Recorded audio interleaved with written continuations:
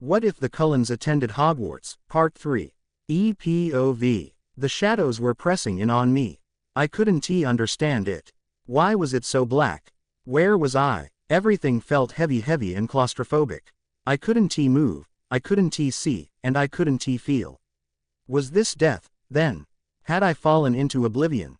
I tried to press my eyes shut, but I couldn't feel my lids to close them in the first place. And then I heard a familiar voice calling to me through the darkness. "Edward," it said softly, "darling, are you listening?" Suddenly, my vision cleared, the golden light of the room illuminating the scene around me, as I stared into a pair of lovely eyes, green like lagoon waters. They were gazing at me expectantly. "I beg your pardon. What do you think?" my mother asked in a murmur, her voice tinted with intrigue. "About what?" I questioned, tediously scanning the ballroom from left to right, taking in the couples twirling gracefully at its center. The hall was filled with dozens upon dozens of elegant young debutantes and socialites, all hoping to find an accomplished, wealthy bachelor to attach themselves to. "About Miss Addington. Surely you haven't forgotten her already." "Addington as in Julia Addington?" "Yes," my mother smiled in relief, "that's her over there." She nodded towards a group of girls, each of whom were clothed in white dresses of lace and silk, the usual satin ribbon adorning their waists. Amongst them, I distinguished the girl my mother was referring to. All in all, she had a very pretty face. It had certainly lost that childish roundness since the last time I had looked upon it, the cheekbones now prominent beneath the pair of baby blues. The Addingtons had been neighbors to my father, my mother, and me for the last 8 years. I had never really paid their daughter much interest during my childhood. The reason for that hadn't been the 2-year age gap, but her voice. It had irritated me beyond belief, not because of the sound. In all honesty, it had a very nice tone to it, but because she had used it to talk about the most maddening topics. I remembered encountering her one day on a trip to the park with my mother. She had been with hers, too, and whilst the adults had engaged in their conversation, she had prattled on about her nanny, the help, as she preferred to refer to her, as speaking of the woman as if she was an imbecile. Naturally, I had never warmed to Julia Addington, so I hadn't been put out when she had gone off to school to perfect her manners and prepare herself for married life. She smiled sweetly from across the room, waving gently after catching sight of me and my parents. "Doesn't she look lovely, Edward?" My mother smiled. "She looks nice," I nodded, hoping that I wouldn't be forced to talk to the girl. I felt ashamed. She'd probably grown into a charming young lady, but my gut told me otherwise. "Oh, look, she's coming over. How wonderful." I knew my mother wanted nothing more than for me to find a reason to stay in Chicago, someone or something that would avert my thoughts from the war in Europe, the promise of glory waiting beyond the boundaries of the superficial bourgeois society. The possibility that could be Miss Addington only served in fueling my mother's enthusiasm.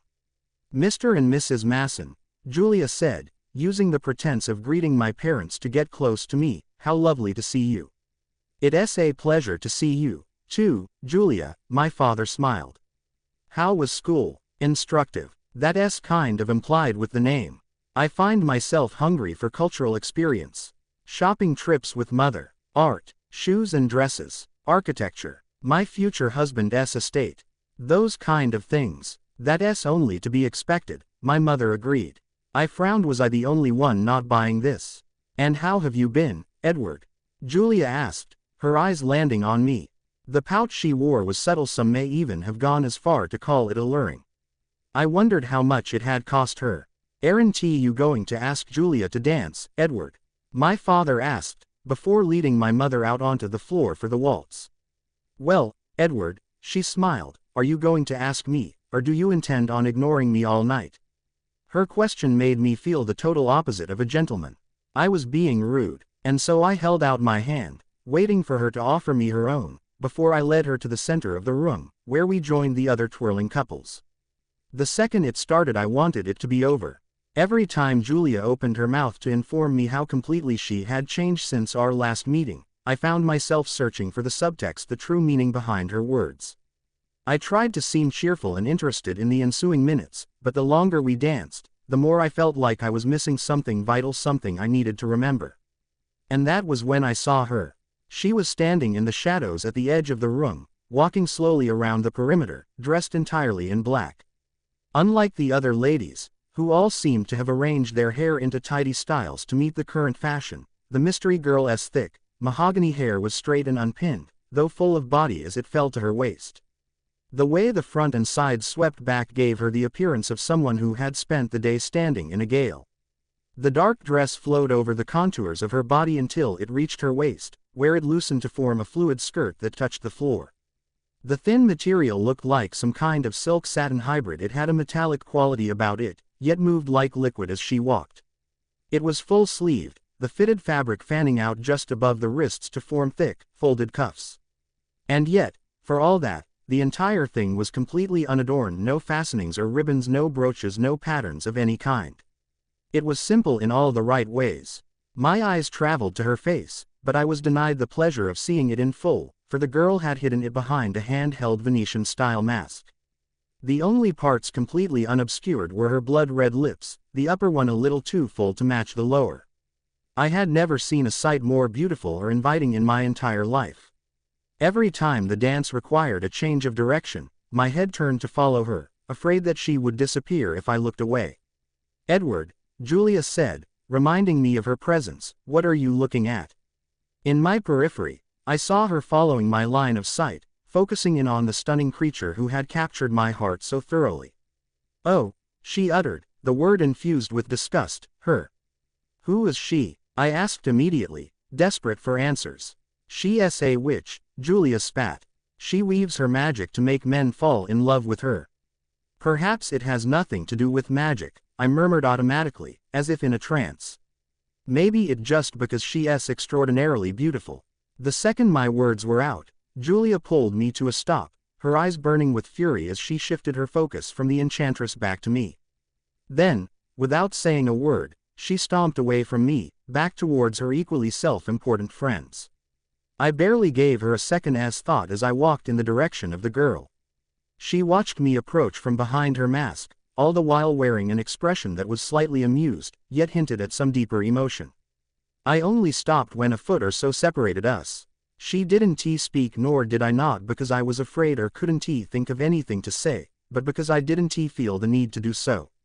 Whatever it was that was happening, the strange electric current that seemed to be alternating back and forth between our bodies, it felt natural, normal, and I certainly didn't want to spoil it by filling the air with needless talk. I slowly reached for her hand, sliding my fingers over it until it was encased by my own, before I gently forced her arm to lower, unmasking her face so that I could see it in all its glory. Her dark eyes were bewitching, two unfathomable depths of rich chocolate brown, framed by long, dark lashes. They were striking against her porcelain skin and lips. Everything about her was striking. Then, just as I was about to ask her her name, she brought from behind her back a shiny red apple, lifting it upwards until it was level with her neckline.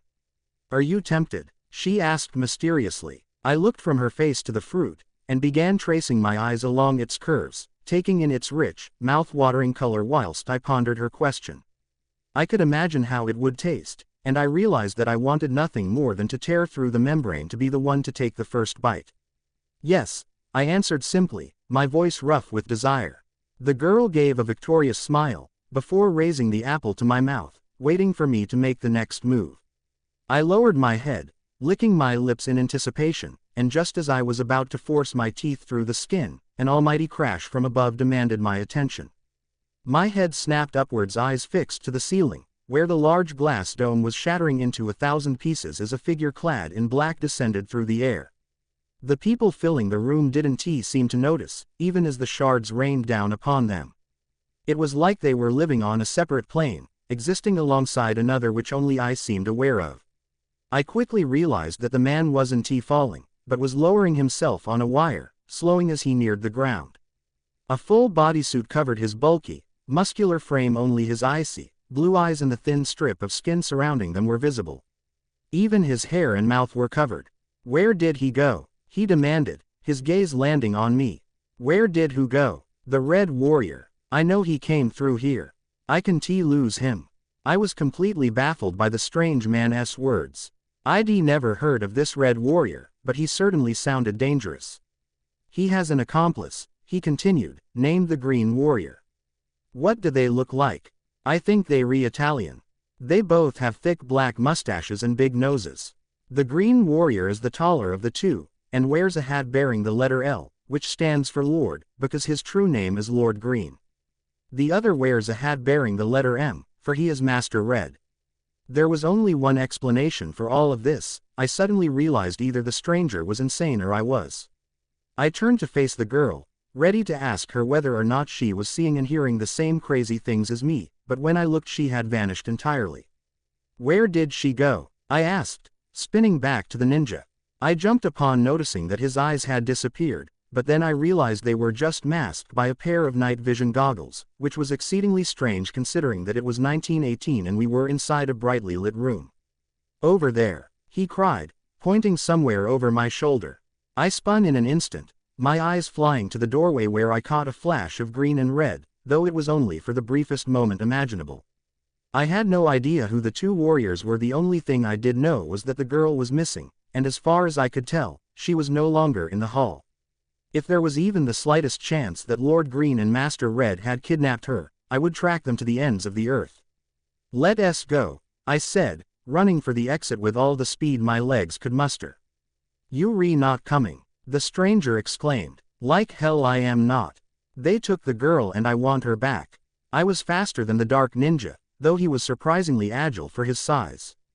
We burst through the doors into the cold, night air, our heads flying this way and that as we searched for any sign of the villains, but the only thing I found was a glass slipper, discarded on the sidewalk like an empty cigarette packet. I reached down to pick it up, and the second I touched it I knew that it had belonged to her. This is no good, growled the ninja, reaching up to tear the material from his head.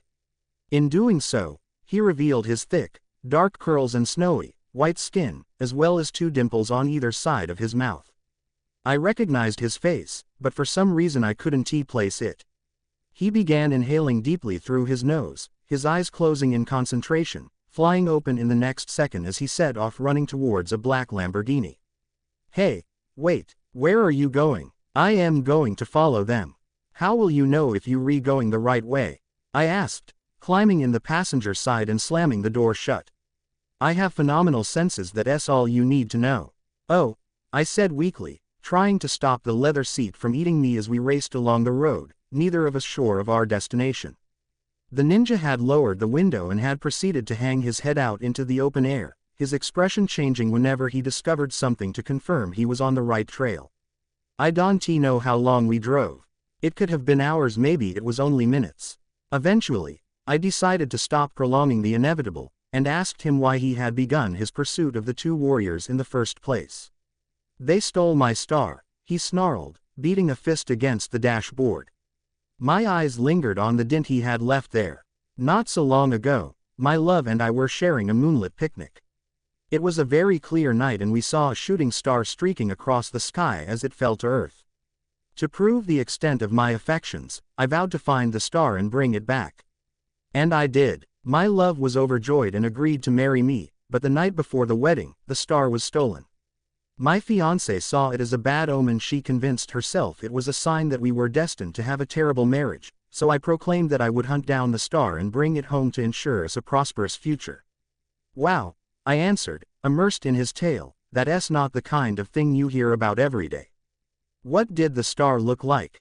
I had expected him to confirm my theory and tell me that it was nothing more than a small lump of rock, but, instead, he looked at me like I was the world's biggest ignoramus and enunciated the words, star-shaped and yellow. We fell into silence after that, neither of us breaking it until a flash of lightning lit the sky and a crack of thunder sounded above us. Damn it, the man bellowed, as torrents of rain began splattering onto the windshield. How am I supposed to track them now? We could wait for the storm to pass, I suggested, and allow the scent to wash away. I don't think so. He opened his car door and climbed out, slamming it shut before sprinting off into the desert. Desert, I thought. We're in a desert now. I sighed and unlatched my seatbelt, leaving the Lamborghini behind and chasing off after the ninja.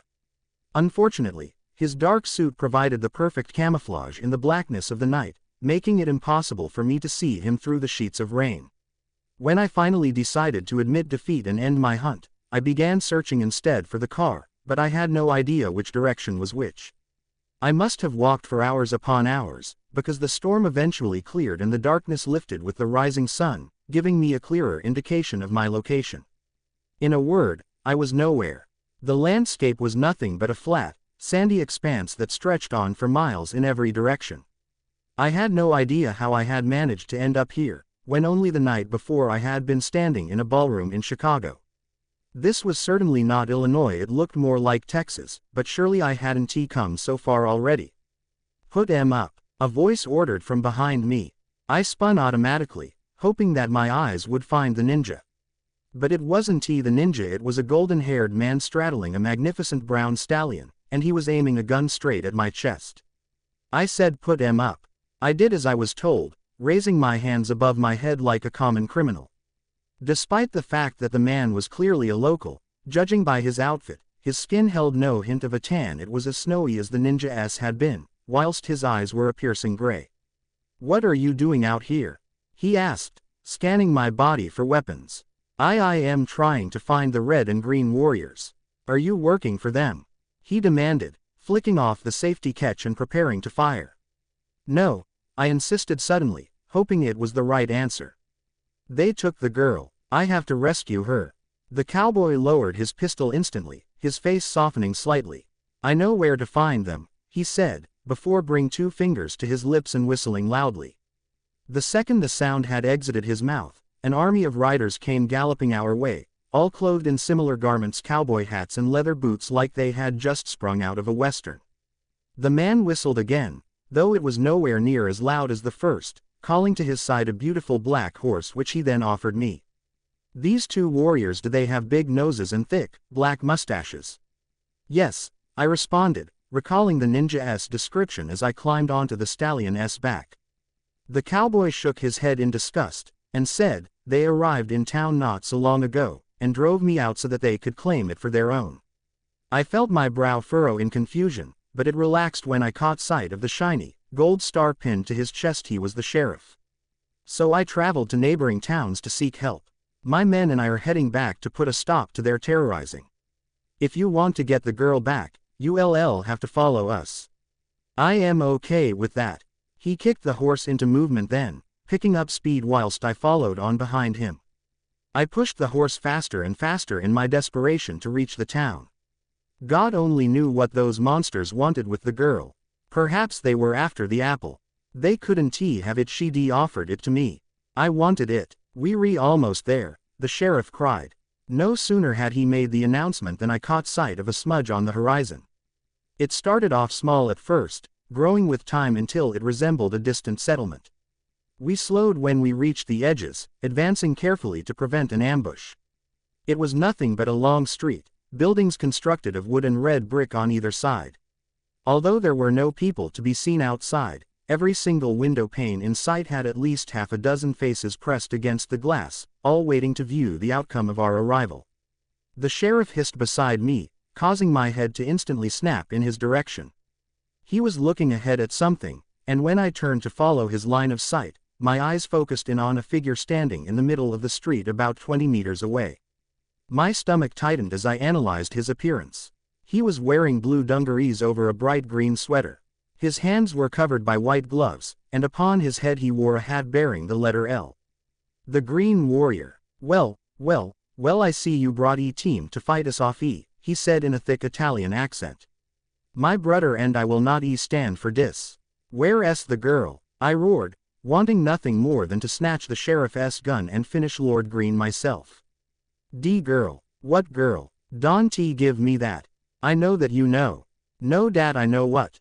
"About the girl." "Ah, yes," he nodded. "D girl. Where is she?" I demanded. "Oh, she left." "Left? What do you mean she left? You just let her go."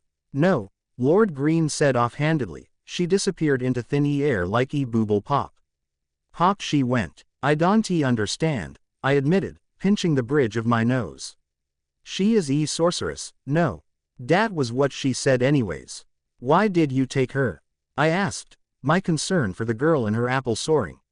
"My brother and I needed her magic to help us break into the castle." "Castle? What castle?" The Green Warrior pointed westward, directing our eyes over the wooden buildings towards a colossal stone fortress, its highest tower lost in thick gray clouds. Funnily enough, they seemed to be restricted to that one area, for the sky overhead was clear and bright. "You cannot go in," Lord Green continued. "My brother needs time to complete his work. You would only interfere. It doesn't matter," the sheriff growled. "I want you out of this town right now." "I am afraid that is not an option. I'll decide what is and what is not an option," he answered, jumping out of the saddle. "Either you agree to a shoot-off, or I put a bullet through your head right now. If that is how you want it, then that is what you'll get." The two stood glaring at each other, waiting whilst the rest of us had moved off to the sides. A tumbleweed blew from one side of the road to the other as they stared into one another's eyes, both readying themselves for the coming fight. Then, the two pivoted on their heels and took 10 steps, both heading in opposite directions. On their last pace, they spun back on one another, drawing their guns so quickly their movements almost blurred, before releasing a stream of bullets, both of them shooting to kill. I never found out who the victor was. I had already slipped away before anyone took a bullet. Though I prayed the sheriff would come through, I knew I needed to get to the castle before the duel finished just in case things went badly. This was my best chance to make it there. It was actually a lot closer than I had originally suspected, and took me only a few minutes to reach on foot. I pelted through the gates and up the hill, sprinting along the winding path and over the stone bridge. I didn't hesitate at the door. Instead, I ran straight through, entering into a sizable hall. Excluding the many doors lining the walls, the carpeted staircase, and the octagonal rug laid out on the black and white checkered floor, the entire thing was completely empty. A blue sky dotted with clouds had been painted onto the walls, along with rows of trees that made up the bottom half. I was stumped. I had no idea which way to turn next. The Red Warrior could be hiding behind any one of these doors, and there were certainly too many rooms for me to explore them all. I was just about to set off through the closest one when a cry from the second floor demanded my attention. "No!" someone roared. "It's mine!" I hurtled up the stairs, stopping when I reached a set of large double doors, one of which had been left ajar. Being careful as to avoid detection, I slowly peeked through the crack, my lungs constricting with panic as I caught sight of the dark ninja locked in combat with a man who was, without a doubt, the Red Warrior. "It's not yours, it's mine. You stole it," the ninja cried, aiming a kick to his opponent's head. "You're a thief." He hit his mark, causing the Red Warrior to stumble backwards. He was wearing a matching uniform to that of his brother. The only difference between them was that he was shorter and bulkier than the Green Warrior, plus, his sweater was a vivid scarlet. I made to step through the door, ready to run to the ninja's assistance, but an impossible sight stopped me in my tracks. I've officially cracked, I thought. I've actually gone insane. Maybe I was still in Chicago in a mental hospital, and all of this was just some wild illusion my brain had cooked up to keep me occupied, because there was no way in the world that there could ever be such a thing as a creature that was half man, half mushroom. And yet there it was, scuttling across the floor, its arms raised in panic as its friend took a beating. The red and white spotted fungus on top of its head almost resembled a hat, but it seemed a little too realistic to be some kind of eccentric accessory. After regaining his balance, the Red Warrior shot forwards, his right fist smashing into the ninja's jaw with an almighty crack. "Yay!" cried the mushroom. Anger bubbled in the pit of my stomach as I watched him clap his hands and dance around. Just as Master Red was about to make another right hook, I burst through the door, reacting instinctively as I dove forwards and wrapped an arm around the mushroom man's neck. It let out a strangled cry in shock, effectively stopping the Red Warrior mid-swing. "Make one more move," I growled menacingly, "and I'll take a bite out of your little friend." The man raised his hands slightly, as if preparing to try and calm the situation. "Dat is not such a good idea. He is an hallucinogenic." "Well, all the more fun for me," I argued weakly. "You have to give the ninja back his star. Please, you don't understand. I need the star." "Why? So you can sell it and get rich?" "No," he insisted. "I need its powers to save the princess." "What princess?" the ninja asked, concern suddenly coloring his tone. "The princess dat was kidnapped by the evil giant turtle. He is going to force her to marry I am." There was a long pause, which was eventually broken by a heavy sigh. "Well, this changes things," said the ninja. "How do we know you're not lying?" I asked quickly, eyeing the master red, but despite my question, my hold around the mushroom man's neck loosened. The red warrior's expression turned thoughtful for a minute, before he turned full on to face his opponent. "How about we make a deal? Go on. I cannot give up D star until I avenue recruit D princess," the Italian master confessed carefully, "but if you were to come with me, I could give it to you afterwards." The ninja relaxed from his fighting stance, assuming a more natural pose. "You swear that if I help you defeat this turtle, you'll give me back my star?" "I swear on all that is holy." The ninja took a deep breath and said, "All right, I'll help you. How do we find this evil, giant turtle? He's up a stairs. Follow me." "Wait," I cried, before either of them had the chance to run away. "What about the girl? Do you know where she went?" "Of course," he said slowly, as if speaking to a child, "she's behind you." I stood frozen like a statue, unable to turn around whilst the red warrior, the ninja and the mushroom ran off towards a gigantic set of stairs and finally out of sight.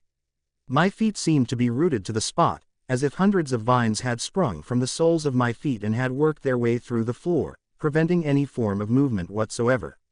I strained my ears, but the only sound I could detect was that of my own heavy breathing. Slowly but surely, however, strength crept back into my limbs, the weight diminishing so that it no longer seemed as though my shoes were filled with concrete. Finally, I turned back to face the doors. And there she was, head tilted slightly to the side, smiling mischievously. "Hello," I said, sighing with relief. She didn't answer. She merely grinned more widely, waiting for me to approach. I walked forwards, my feet now seeming to move of their own accord, traveling towards the girl like a moth to a flame. When we were so close that we were practically touching, I felt my expression turn accusatory as I remembered her abrupt departure from the ballroom. "You ran. Only because you forced me to," she argued softly, the smile still lighting her features. "What are you talking about?" I asked suddenly, unnerved by her strange allegation. "I didn't force you to do anything." "Really?" she challenged, before drawing the unbitten apple from behind her back once again and holding it up to my lips. I couldn't make sense of her cryptic ways. What exactly was she trying to tell me? I looked from the girl to the apple, to the girl, and then back the apple. It looked so appealing, so delicious, so unbelievably, completely and utterly tempting. In those few seconds, everything else seemed to evaporate, every worry, every concern, the world even leaving only the two of us behind. I inhaled the apple's scent, and my mouth watered as I allowed it to overtake my senses.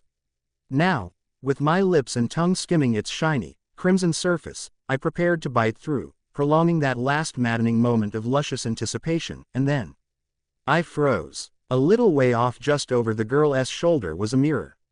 My eyes caught on it, more specifically, on my reflection. I was barely recognizable. My skin was the color of snow, the soft pink of my cheeks now completely drained, whilst two purple shadows hung beneath a pair of hungry, onyx eyes. My head snapped up instantly, all thoughts of the fruit still resting in the girl's hand now completely forgotten. I looked down at my palms, but found that they were a soft peach, nowhere near to the shade the mirror painted them. "I told you," the girl said, her expression amused, though her eyes betrayed her irritation. "I still don't understand," I admitted, my gaze settling back on my reflection. "Go and take a closer look," she instructed, flicking her head at the mirror. I obeyed, reaching the frame in 3 strides. "Is that me?" I thought, stroking along the surface with the back of my fingers. There was no resistance. The glass rippled like silvery liquid, like liquid mercury, distorting the image until it was nothing more than a mishmash of color. And, then, propelled by an unstoppable urge, I stepped through the looking glass, leaving the castle and the sorceress behind. When I came out on the other side, the only thing there was golden mist. It was so impossibly thick that I couldn't even see the hand I held out in front of me. Luckily, it thinned with each and every stride I took, until it had all but vanished, giving me a clear view of the room I had somehow come to arrive in. It was an exact replica of the ballroom in Chicago, only this time it was empty, save for myself and the girl, who was sat in a Victorian armchair made of red velvet and mahogany. She was wearing a white cotton t-shirt, blue jeans, and one Converse sneaker. The sight of her bare foot summoned a memory to the forefront of my mind. I reached for my pocket, searching for the glass slipper, but when my fingers found the item and I pulled it out, it was the exact match of the girl's navy sneaker. It's changed, I said automatically, observing the white laces and the logo star. So have you, she pointed out. Sure enough, she was right. The color had vanished from my skin, so that it now resembled white alabaster. Although there were no mirrors nearby, I knew what my eyes would look like if I were to peer into one. They would be jet black. Bella, I murmured, my eyes settling back on the girl. Edward, she smiled. This is a dream, she didn't reply, but her eyes held some encouragement, as if she wanted me to continue. I always knew at the back of my mind. I knew who you all were. Naturally, she nodded. You're a vampire. You were bound to figure it out eventually. I am still not sure what it all meant though. Ninjas, cowboys, video games, what relevance do they have? I walked over and knelt before her chair, sliding her barefoot into the shoe, before my attention flitted back to her face, reading her expression as she launched into an explanation. You're fighting it, Edward, she said mysteriously, rising from the chair. Fighting what? I think you know. Don't you find it a little strange that Emmett came charging into your dream the very second you were about to take it? Take what? Once again, the apple made its appearance. She cradled it between her palms whilst her eyes attempted to communicate some crucial point. I was a little unsure how to respond. I couldn't deny that the brazen fruit had something irresistible out it, some impossible pull that became more and more difficult to refuse with each passing second. Even so, I couldn't see how I was responsible for my ninja brother's interruption. You were trying to fight it, she repeated. That's why you jumped. I didn't need her to elaborate this time. I already knew what she was trying to tell me. That was Emmett's dream I was seeing. He's dreaming that he's a ninja hunting a star. You caught a glimpse of it, she nodded, and incorporated it into your own story. Now that I thought about it, I recalled that Rose had forced him to watch Stardust 2 nights before we had left for Hogwarts. Why Super Mario, though? I questioned in puzzlement. As far as I know, he hasn't played that game in over 10 years. She shrugged and said, I guess the star was the link. They feature heavily in both. Dante asked me to try and understand how Emmett's dreams work. That concept is too terrifying for anyone to handle. And Jasper, I smirked, is he really dreaming about being a cowboy? Bella grinned wickedly. That's brilliant, I laughed, shaking my head, though potentially problematic. I doubt I'll be able to look at either of them and keep a straight face. True, she chuckled, but you're still avoiding the issue. For the third time, she raised the apple to my lips, cocking an eyebrow as she did so. You don't have to be such a gentleman inside your own head, you know. I bit my lip. It's just a fantasy, she smiled. Everybody has them. Don't I know it, I grumbled. So what's the problem? My self-control, I thought, wondering how I'd fare in my waking hours if I indulged in such things during sleep. Denying Bella was already hard enough, surely this would just make it more difficult. If I gave in now, would I be able to last another year? But, then again, that apple really did look exceptionally delicious. One quick bite, maybe. What could it hurt? For the last time, I pressed my lips to its skin, ready to slice my teeth through to the pulp. It seemed to have a life of its own. I could almost feel it pulsing with excitement. My breathing accelerated as I inhaled the heady scent. I couldn't resist. I didn't want to resist. I wanted to too. The next thing I knew, I was on the other side of the room, my back to Bella as I pressed my face against the wall, attempting to regain some sense of composure. It took everything I had not to run across the hall and snatch the apple from her grasp. It was almost as difficult as trying to resist the call of human blood, another siren call. But you want it, said the devil on my shoulder. Why shouldn't you have it? The girl's right, everyone has a fantasy. Bella has one. You can see it in her eyes when she looks at you. You can even smell it on her. Dante, said the gentlemanly angel. Dante, listen. Breaking now is fine, but what if that leads to a slip in the real world? You're a vampire, she's a human. You could hurt her. I could hurt her. That was all it took for my sensible side to win out. I inhaled a series of deep, calming breaths, refusing to turn until I had regained a suitable level of control. When I had, I saw that the apple had vanished, though Bella remained. She was wearing that half-amused, half-irritated expression again. Shaking her head, she sighed, "You'll break eventually, sooner rather than later." "I don't doubt that," I said, slowly walking back towards her.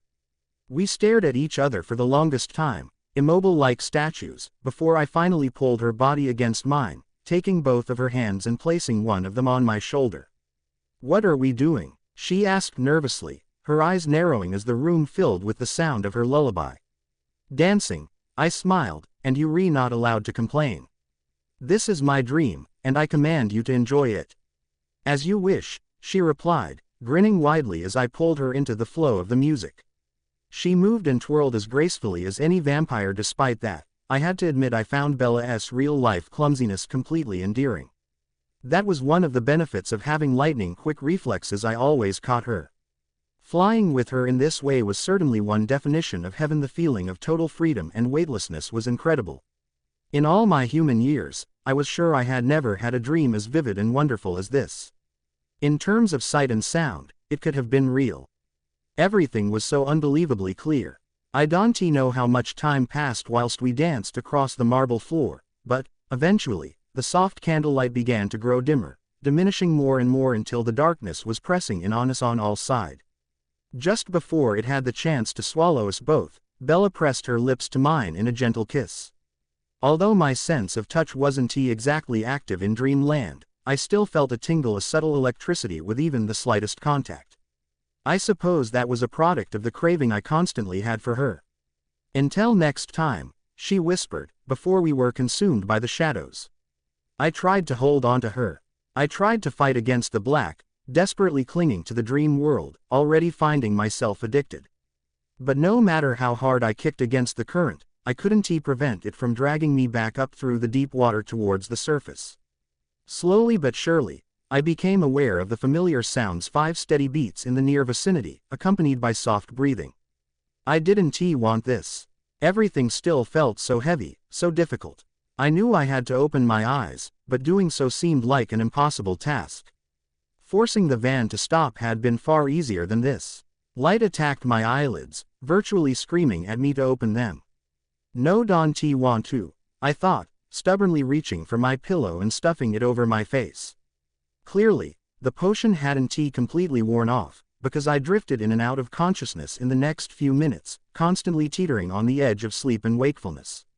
Finally, however, the minds of those around me forced me out of my stupor.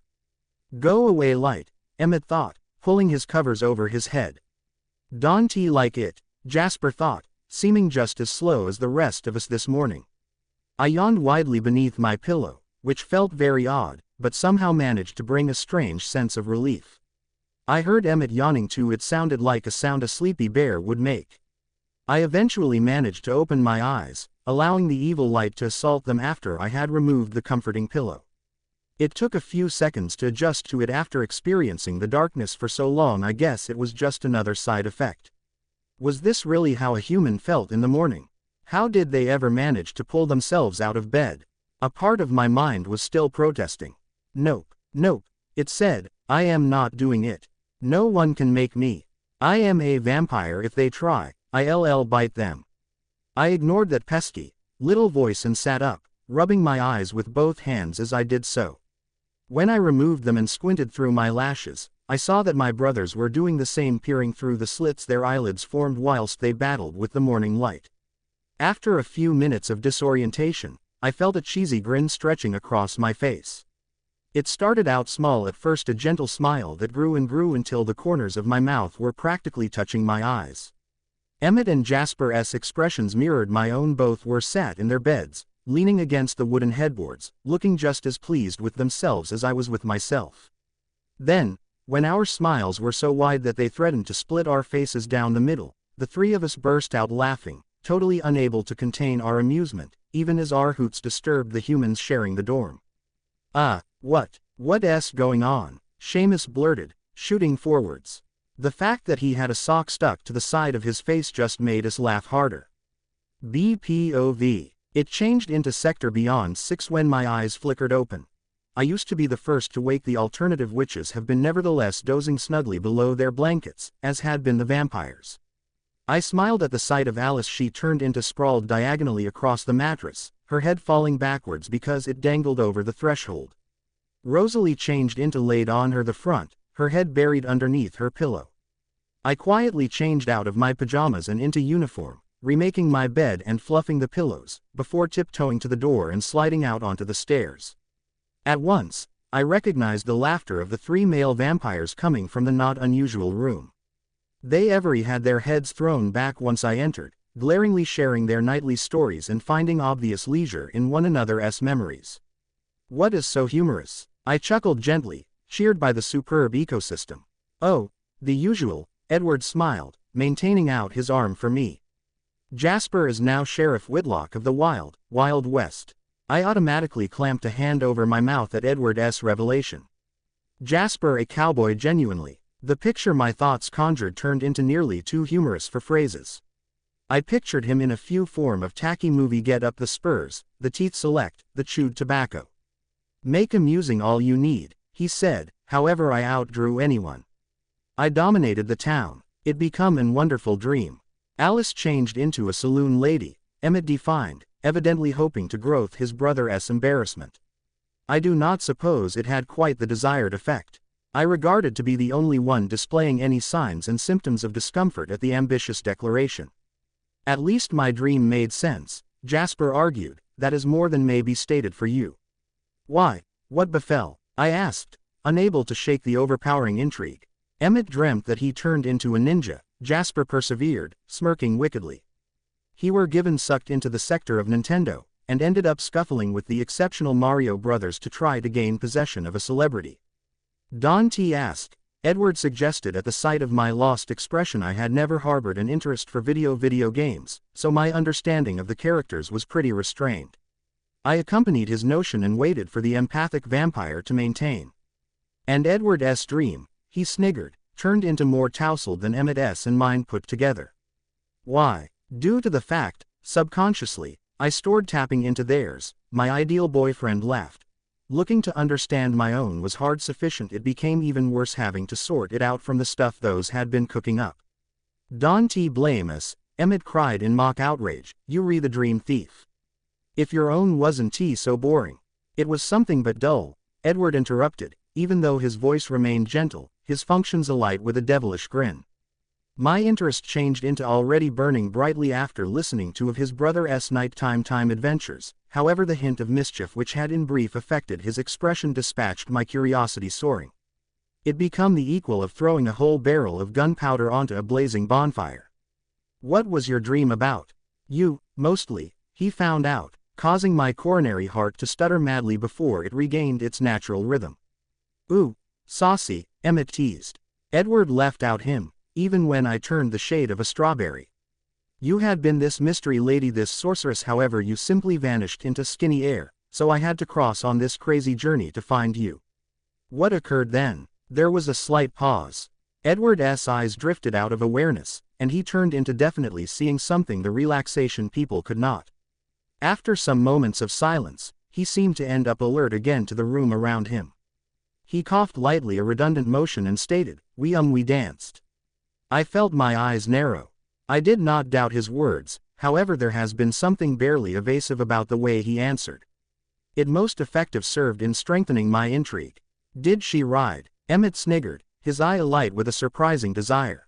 No, she changed into certainly quite sure-footed. You should have regarded you had been dreaming then, I stated, ignoring Emmett's connection with my pitiful coordination. That component kind of gave it away, Edward playfully agreed. I smiled, equipped to request extra information on his dream, but before I had the hazard, the head of the 3 vampires became in unison closer to the stairs.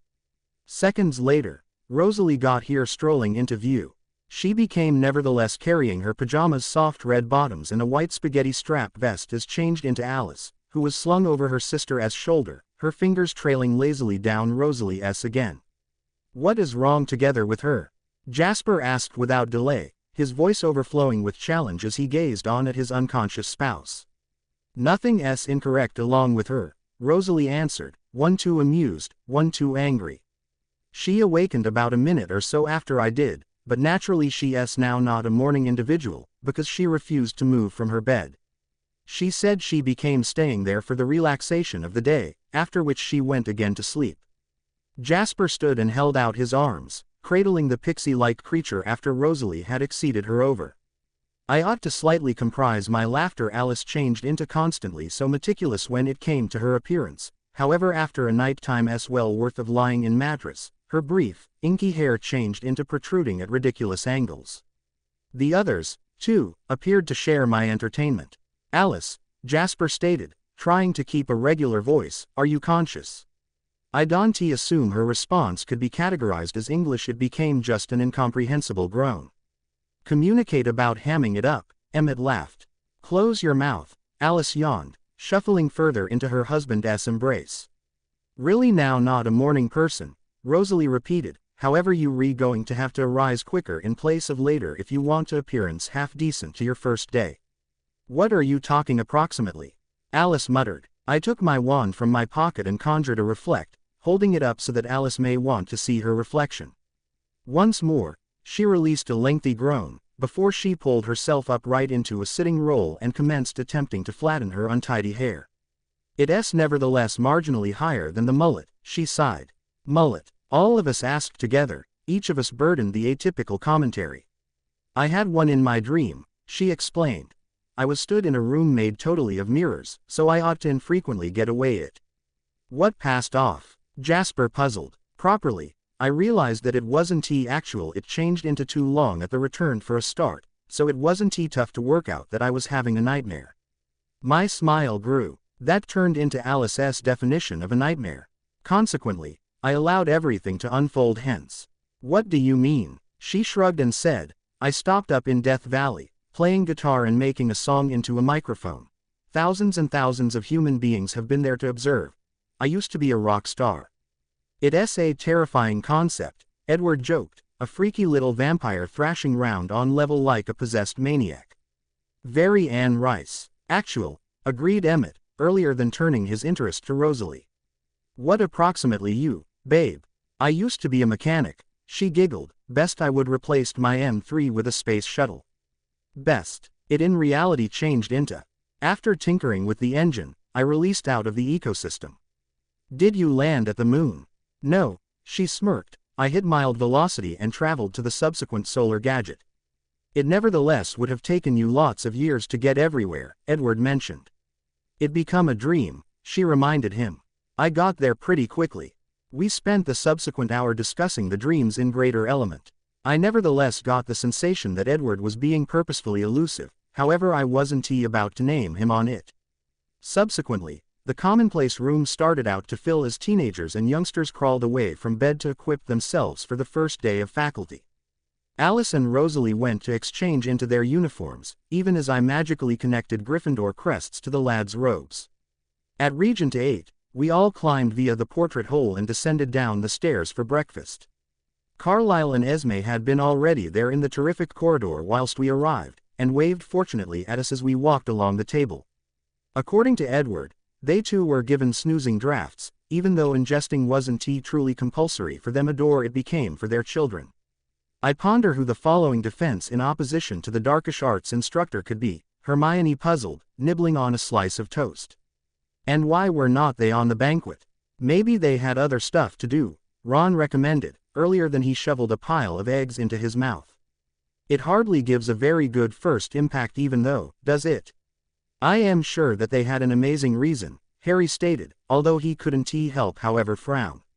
I could not blame him, we hadn't exactly had the best success while it came to defense professors. For breakfast, I had a pitcher of orange juice and slices of toast smeared with marmalade. As I used to be completing, Professor McGonagall approached us and started out handing out our timetables. I sighed upon considering that I had double potions first issue. Mondays, it regarded, could be my busiest day of the week, given that I had everything besides herbology. Now, said Professor McGonagall, her eyes selecting the vampires, which subjects will you be taking? We'll all be taking potions, herbology, historical runes, arithmancy and divination, said Alice. In the beginning I concept that I'd misheard her. Alice turned into the ultimate person in the world who might want to take divination, but McGonagall's next query showed that I had heard efficiently. I thought you have been a seer, omit Cullen. I am, Alice responded, but my gift is sometimes constrained. We've got heard Firenze gives interesting lectures, and considering the fact that we restrained in the topics we are able to take, it makes experience to do that one out as properly. We'd have favored to have taken care of magical creatures, however I doubt that Hagrid could have thanked us for that. I would not be so sure, Ron muttered below his breath. Thoroughly, said Professor McGonagall, handing every of the vampires their paper. You will be with Passover Swan in the course of your first lesson, so I will depart it to her to direct you to the dungeons. Proper day. She headed off then to look to a collection of younger pupils. I quite heard one call out Muggle studies, even as the rest nodded in settlement. It seems like Esme is going to have her hands complete this 12 months, Edward smiled. The kids are death to get into that magnificence besides for the Slytherins, who are making plans on averting it completely. Massive wonder there, said Harry, growing from his seat. The rest people except Ginny, who had a free period first issue made to follow, rising from our places to move to our first lesson. Top luck, Esme, I said quietly, glancing returned over my shoulder. Her eyes snapped in my path, and he or she cracked a glowing smile whilst waving us all goodbye. We first returned to the common room to accumulate our things. After amassing our books and device, we then descended again to the floor ground and down the winding staircase main to the dungeon. It turned into as gloomy as ever, the simplest light within the corridors coming from the torches on the partitions. I was assaulted by way of a shroud of candy-smelling mist as I stepped into the potions lab. It moved through the air in yellow swirls, overwhelming my senses with its citrusy heady scent. Are available, come in, Slughorn known as, motioning us forwards with a wave of his hand. As in 6th 12 months, he regarded to have prepared some batches of potion to illustrate the types of things we'd be studying. As I neared the cauldrons, I noticed that the buttery mist becomes spewing from the center one. The liquid emitted a faint glow, as though a minuscule sun had been dunked beneath the floor. I felt my curiosity flare, but distraction quickly came inside the form of Blaise and his comrades. Draco Malfoy changed into there too, but his expression wasn't leering, it changed into composed and neutral. My fists clenched as I caught Pansy Parkinson sneering at me. She became status beside my Slytherin rival, her palm snaking round his arm in a possessive form of manner. I bet he was her new fascination now that Draco seemed less inclined toward his infernal bullying. She whispered something in his ear after casting malicious glances at Hermione and me. I distinguished a low hiss on my left, even though it changed into so diffused I doubted it would have carried over to the Slytherins. I felt my forehead furrow as I realized it had come from Rosalie. She had angled her frame as though to guard me from the horrid bunch, so I speedy accumulated that something they have been saying had to pretty awful in the event that they had managed to incite anger from her. I was so bowled over through the beautiful vampire's defensive show that I hadn't noticed the shift in the mist's color.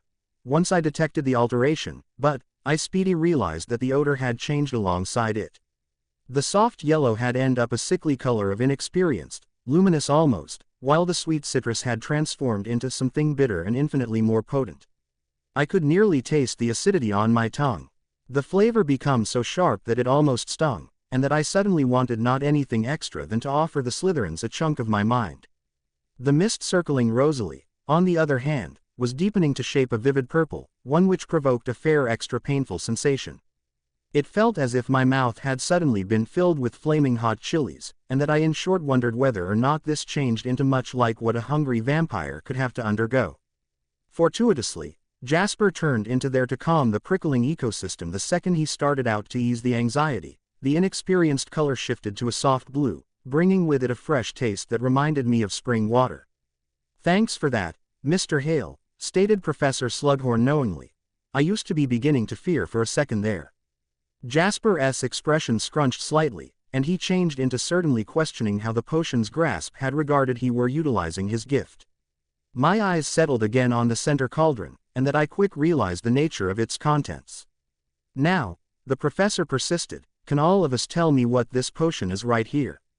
He waved a hand at the odd mix, which became step by step resuming its yellow tone. My hand shot into the air within the equal moment that Hermione raised hers.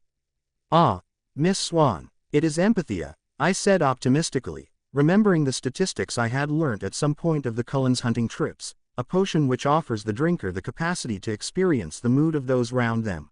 It is smooth to become aware of because it perceptibly responds to emotional climate, switching in shade, smell and flavor to in-shape it. Spot on, he answered, and for extra factors, can you provide an explanation for its reactions to this point? The colors could have multiple meaning. You may tell the distinction depending on taste and smell. A brilliant yellow often denotes optimism and a choice for knowledge. Inexperienced is mostly a restoration and compassionate color. However, when it is followed with a bitter flavor, it usually means animosity and jealousy. I couldn't assist however smirk as my eyes flicked to Pansy, who lower back my gaze with a vicious glare. Crimson shows strong emotion, which includes anger or ardor, at the same time as a mild blue is indicative of a more non-violent and calming atmosphere. Brilliant, exclaimed Slughorn, you re certainly proper, pass over Swan. 8 points to Gryffindor. I smiled lightly, though I couldn't help however blush as my eyes locked with Edward S. He become sporting an expression that become both amused and a little proud. Transferring on, does anyone recognize this? Slughorn motioned closer to the cauldron at the left, its contents right away recognizable. It is empty, Pansy enunciated slowly, as if speaking to someone who turned into mentally handicapped, earning herself a disapproving glance. Over again, I raised my hand, as did Hermione. Pass over Granger. It is Silo Coleritis, she stated, otherwise known as secrecy serum. Excellent, stated Slughorn. And what does it do? It renders the drinker invisible, and is utilized in manufacturing invisibility cloaks. Outstanding, 5 points to Gryffindor. As Miss Granger had already explained, secrecy serum causes invisibility. However, it is a completely effective substance, so any more than a cap complete will purpose the outcomes to closing for weeks, instead of hours. A thimbleful is sufficient to make sure a few hours of concealment. Eventually, he stated, transferring towards the closing ultimate cauldron, could all people care to perceive this ultimate one? From the nook of my eye, I noticed Emmett's head flip to study Hermione and me. We did not disappoint, Miss Swan, requested Slughorn, his eyes sparkling optimistically. It is referred to as the draft of youth, I said, noting its creamy look. It has kind of the same color and scent as milk. The whiter the coloration, the stronger the potion. By way of the looks of that one, I'd say that it would be used to eliminate wrinkles and gray hairs, in place of ship the drinker again to their teenagers. Pretty right, Slughorn nodded. Some other 5 factors. The draft of teenagers is what you will be attempting to create nowadays. I am looking for a potion as creamy as the one you spot before you. If it is far too white, it will be vain, until of course your purpose is to show yourselves into infants. Now, he endured, a sluggish smile creeping onto his face, as standard, we shall be having a bit competition to kickstart the 12 months. The person who produces the best potion shall receive a prize, 1 vial of empathia. I right away felt my posture straighten, my eyes focusing in on the middle cauldron, the contents of which have been now turning in bold and decided color of orange. Slughorn chuckled upon noticing the alternate, pleased that his speech had carried out the preferred effect. Should you win the task, Mr. Hale, your praise shall alternatively be a vial of Silo Coleritis, though I'll assume you to apply it respectfully. Jasper nodded, his eyes filling with preference as he gazed over at the reputedly empty cauldron. You'll find the recipe on web page 86 of your textbooks. You have got one in a 1-2 hours off you pass. I laced my palms with Edward S. and pulled him swiftly toward the lab desk I had sat at in my previous years. We unloaded our things and set up our cauldrons, earlier than flipping our books open to the important pages. We do not have some of these elements, Emmett said, scanning the list. The shop cupboard will have the whole lot we need, I instructed him. As soon as we had retrieved all of the additives, we started following the recipe. After I had finished reducing my knot grass, I became my interest to the unicorn horn which I used to be required to weigh down. The challenge made me even extra resentful of the vampires and their power.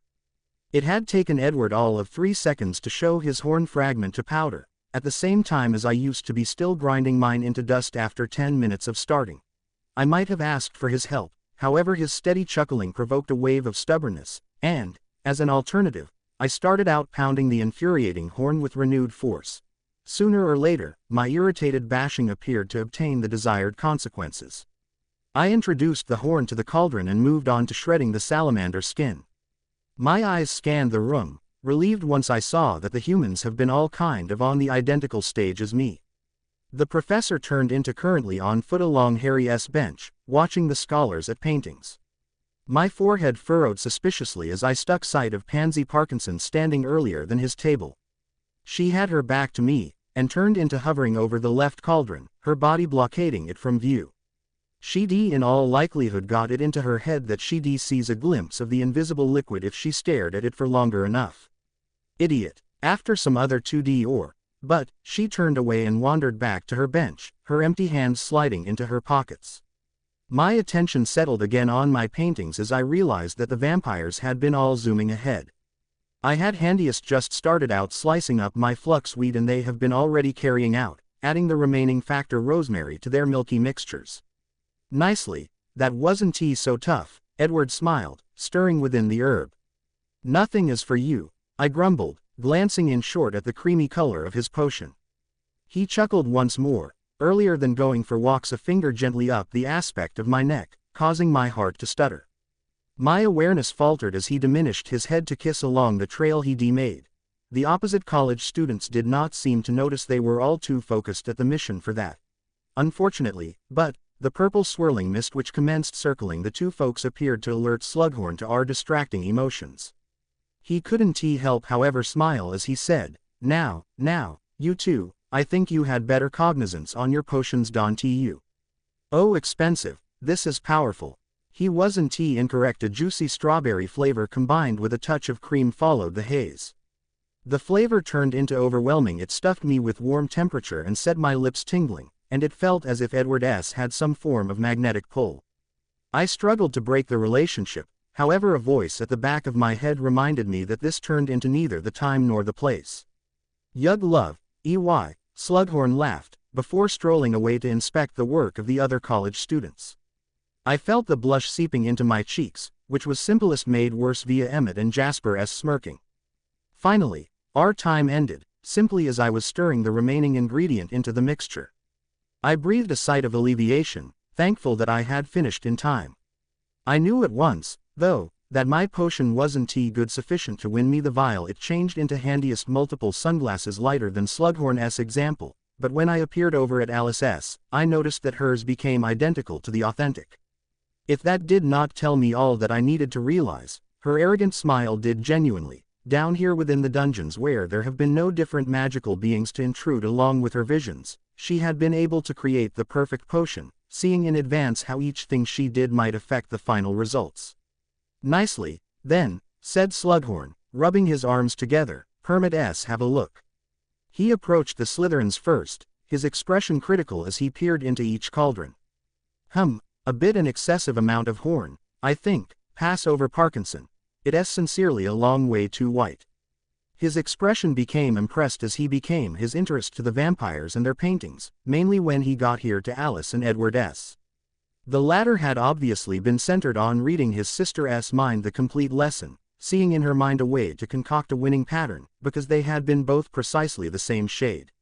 A large smile unfolded throughout Slughorn's face as he peered at the creamy substances. Two clear winners, he exclaimed loudly, I think, which means it's a tie. The relaxation of us released a sigh of united unhappiness, watching on resentfully because the trainer went to retrieve the potion. He returned with full vials. One vial will remaining a vampire approximately 3 days, so you do not ought to take it. All you want to do is upload one component potion to 2 elements dragon's blood. In spite of the truth that the vampires already had a fundamental expertise of potion version, they did not interrupt the professor. The magic within the blood helps to maintain the authentic powers of the potion. Empathia is absorbed quite quick, so ULL simplest should leave it for about an hour before it's equipped. Also, as I am positive Mr. Hale could advise you, use the potion when you understand you are in a fine emotional surroundings. Empathia is surely an exciting and first-class revel in whilst it is taken underneath the right instances. Thank you, Edward and Alice stated in unison, both eagerly accepting their prizes. Slughorn nodded and walked away, before dismissing us all from class. Ultimately, Edward breathed as we climbed the spiral staircase, leaving the gloom of the dungeons at the back of us. Finally what? Subsequently I won't have to rely on your eyes for once to work you out. I blushed, my belly filling with a sudden dread as I realized the embarrassment Edward's victory might bring about. That is why you spent the entire lesson in Alice's head, I accused. You stuck that, huh? It wasn't precisely tough, your potions had been same. He laughed and pressed his lips to my hair. You truly are far too observant. I rummaged via my bag for my timetable as we reached the pinnacle of the stairs. The Cullens might be spending the following hour studying arithmancy with Professor Vector, even as I might be having Professor Fulplume for transfiguration. I kissed Edward goodbye, wishing him good fortune with his lesson, earlier than I left him to go to class. Philomela Fulplume gave a super first impact. She transformed into a nightingale and again, before informing us that our most important goal this year could be to acquire full animagus reputation. High quality. We would be spending the primary few weeks getting to know the idea and trying transformation, even though we might be expected to exercise for the duration of our personal time whilst the period came to and stop. Becoming an animagus is never an smooth feat. The talent could be, possibly, one of the most tough you will be requested to examine during your time at Hogwarts. It requires full-size knowledge of the self, at the side of excessive concentration. Shape-shifting can only take place if the witch or wizard is in contact with their strongest primal intuition, whether or not that be self-protection to scurry away from chance or obtain the perfect camouflage or to protect a greater unit through strength and offensive approach. In summation, to alter form you need to first recognize your basic and unique self, which could most effective be finished via targeted meditation. She spent the rest of the hour giving us hints on how to attain the ideal meditative kingdom, and the incantation we needed to repeat in our minds to transform. I virtually like her, Hermione said as we left Magnificence. She seems to recognize what she's speak me about. I could not help however agree. Professor Fulplume really regarded just like the subsequent first-rate trainer after McGonagall. The vampires appeared to have loved their 2D lesson as plenty as I loved mine. Edward, Jasper, and Emmett spent the complete lunch hour relaying the whole lot they'd learnt. The five asked me a chain of questions, every recording my solutions on their own pieces of parchment, earlier than conferring at the cease. They all came up with the same consequences according to arithmancy. I used to be a 9. Seemingly, that turned into a terrific issue. 9 turned into a number reserved for kings and queens, the ones of absolute strength who had the strength to influence or rule the crowd. I wanted to scoff at their findings. If anything, I was a pawn, a plaything amongst gods. I had charms at 1 o'clock, after which defense towards the darkish arts at. I used to be extraordinarily intrigued by the mystery professor, and couldn't assist but wonder as to the motive in the back of his preceding absence. At the beginning I had imagined, probable incredibly foolishly, that commercial enterprise had kept him away. Perhaps he turned into an X or like Mad-Eye Moody, and became spending his last free night time chasing uncaptured loss of life eaters. My suspicions, but, modified the minute I first laid eyes on the person. His attire might were suitable for a Center Magnificence muggle, a doctor, maybe, but right here he caught out like a sore thumb. The 6-foot, gray-haired guy was wearing a navy in shape, a white button-down shirt, and a blue, striped tie.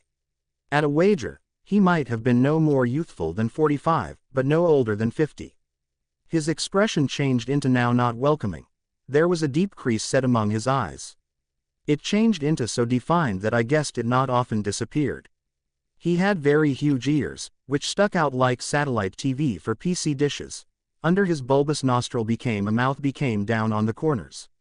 The frown virtually failed to inspire much self-assurance. His actions were awkward, robotic, nearly, as he strode to the center of the raised platform. I am Professor Martin, he announced in a bored monotone voice. I could be teaching you defense against the darkish arts. Why weren't you on the banquet? Ron blurted. Yeah, stated Seamus. The new teachers generally want to mingle to get a sense of the region. The professor's expression remained fixed and unimpressed as he gave his answer. I in no way mingle. An uncomfortable silence spread in the course of the room.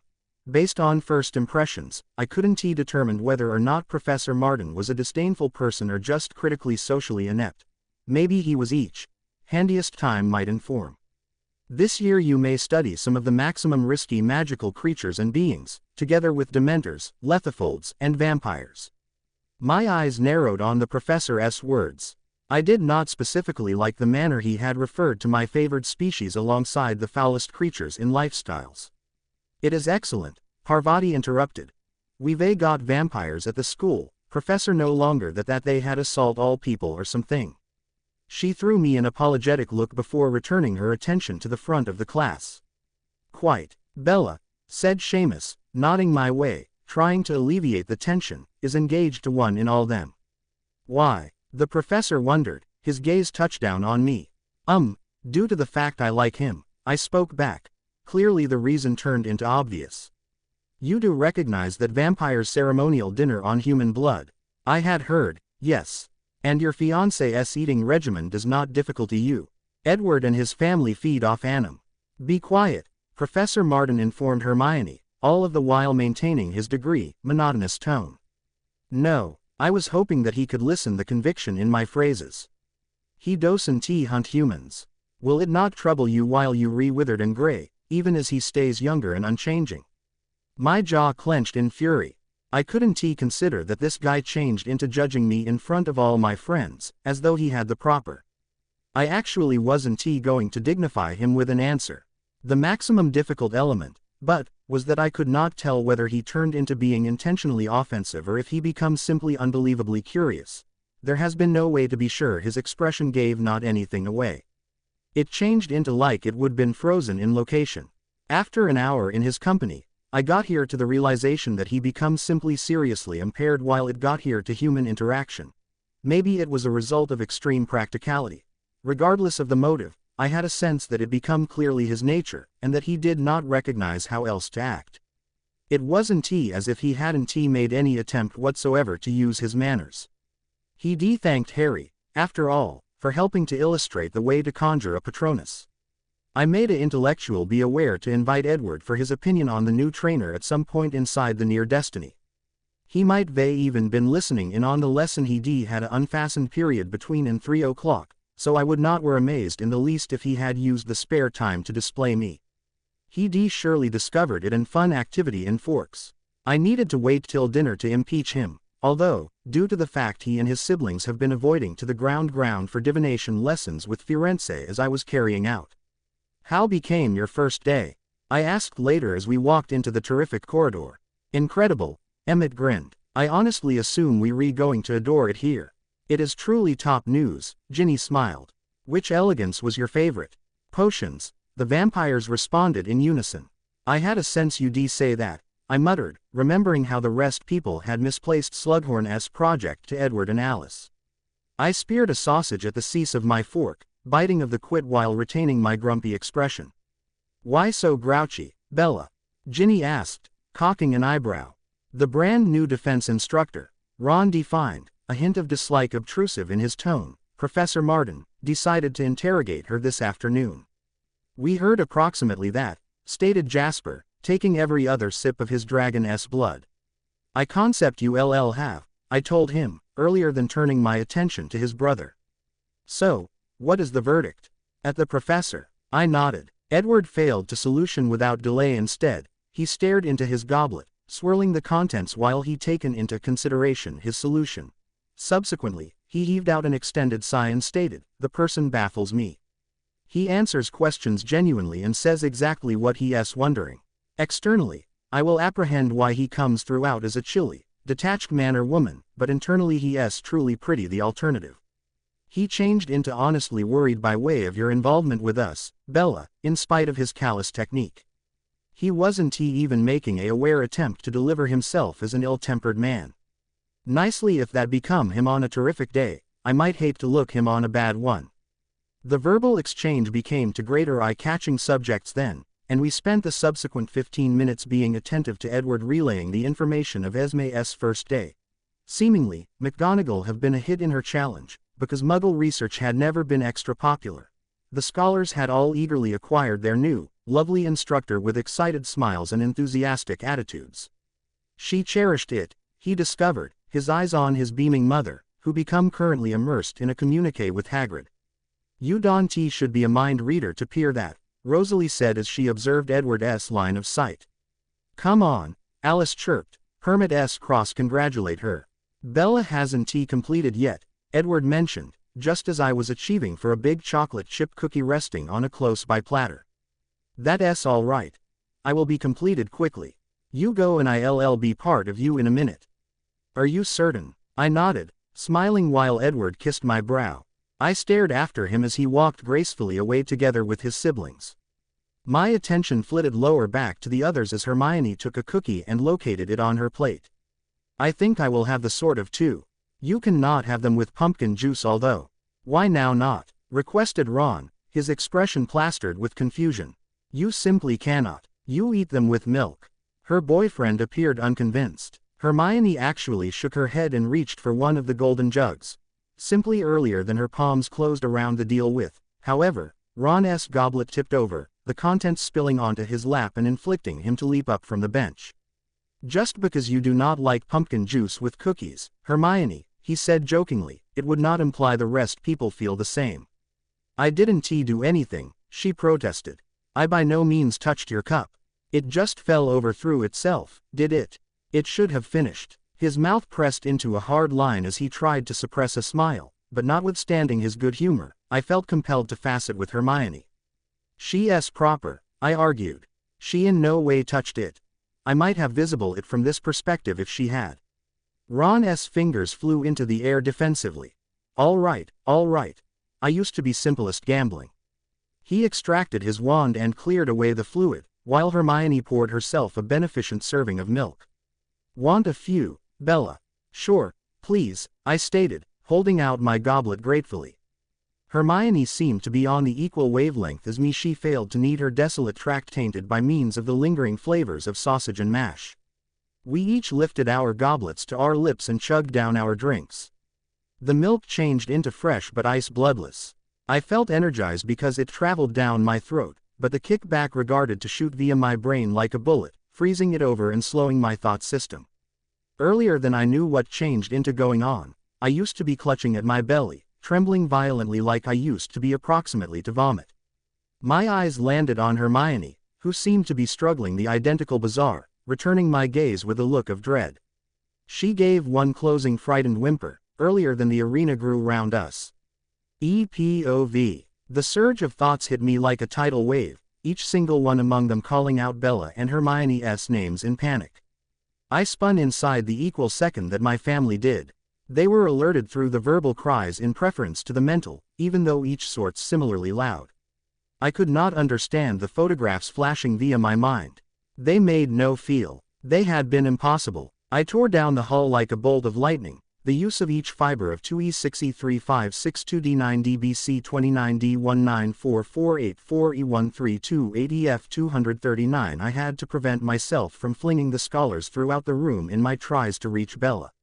As my eyes located her, my breath stuck and my jaw clenched with such pressure that I would have bitten through metal if there had been any between my teeth due to the fact. There, sat on the wood bench, swamped under a sea of black and white cloth, searching so confused and apprehensive that I thought my dead coronary heart could snap in two, was a tiny little female with huge chocolate-colored eyes.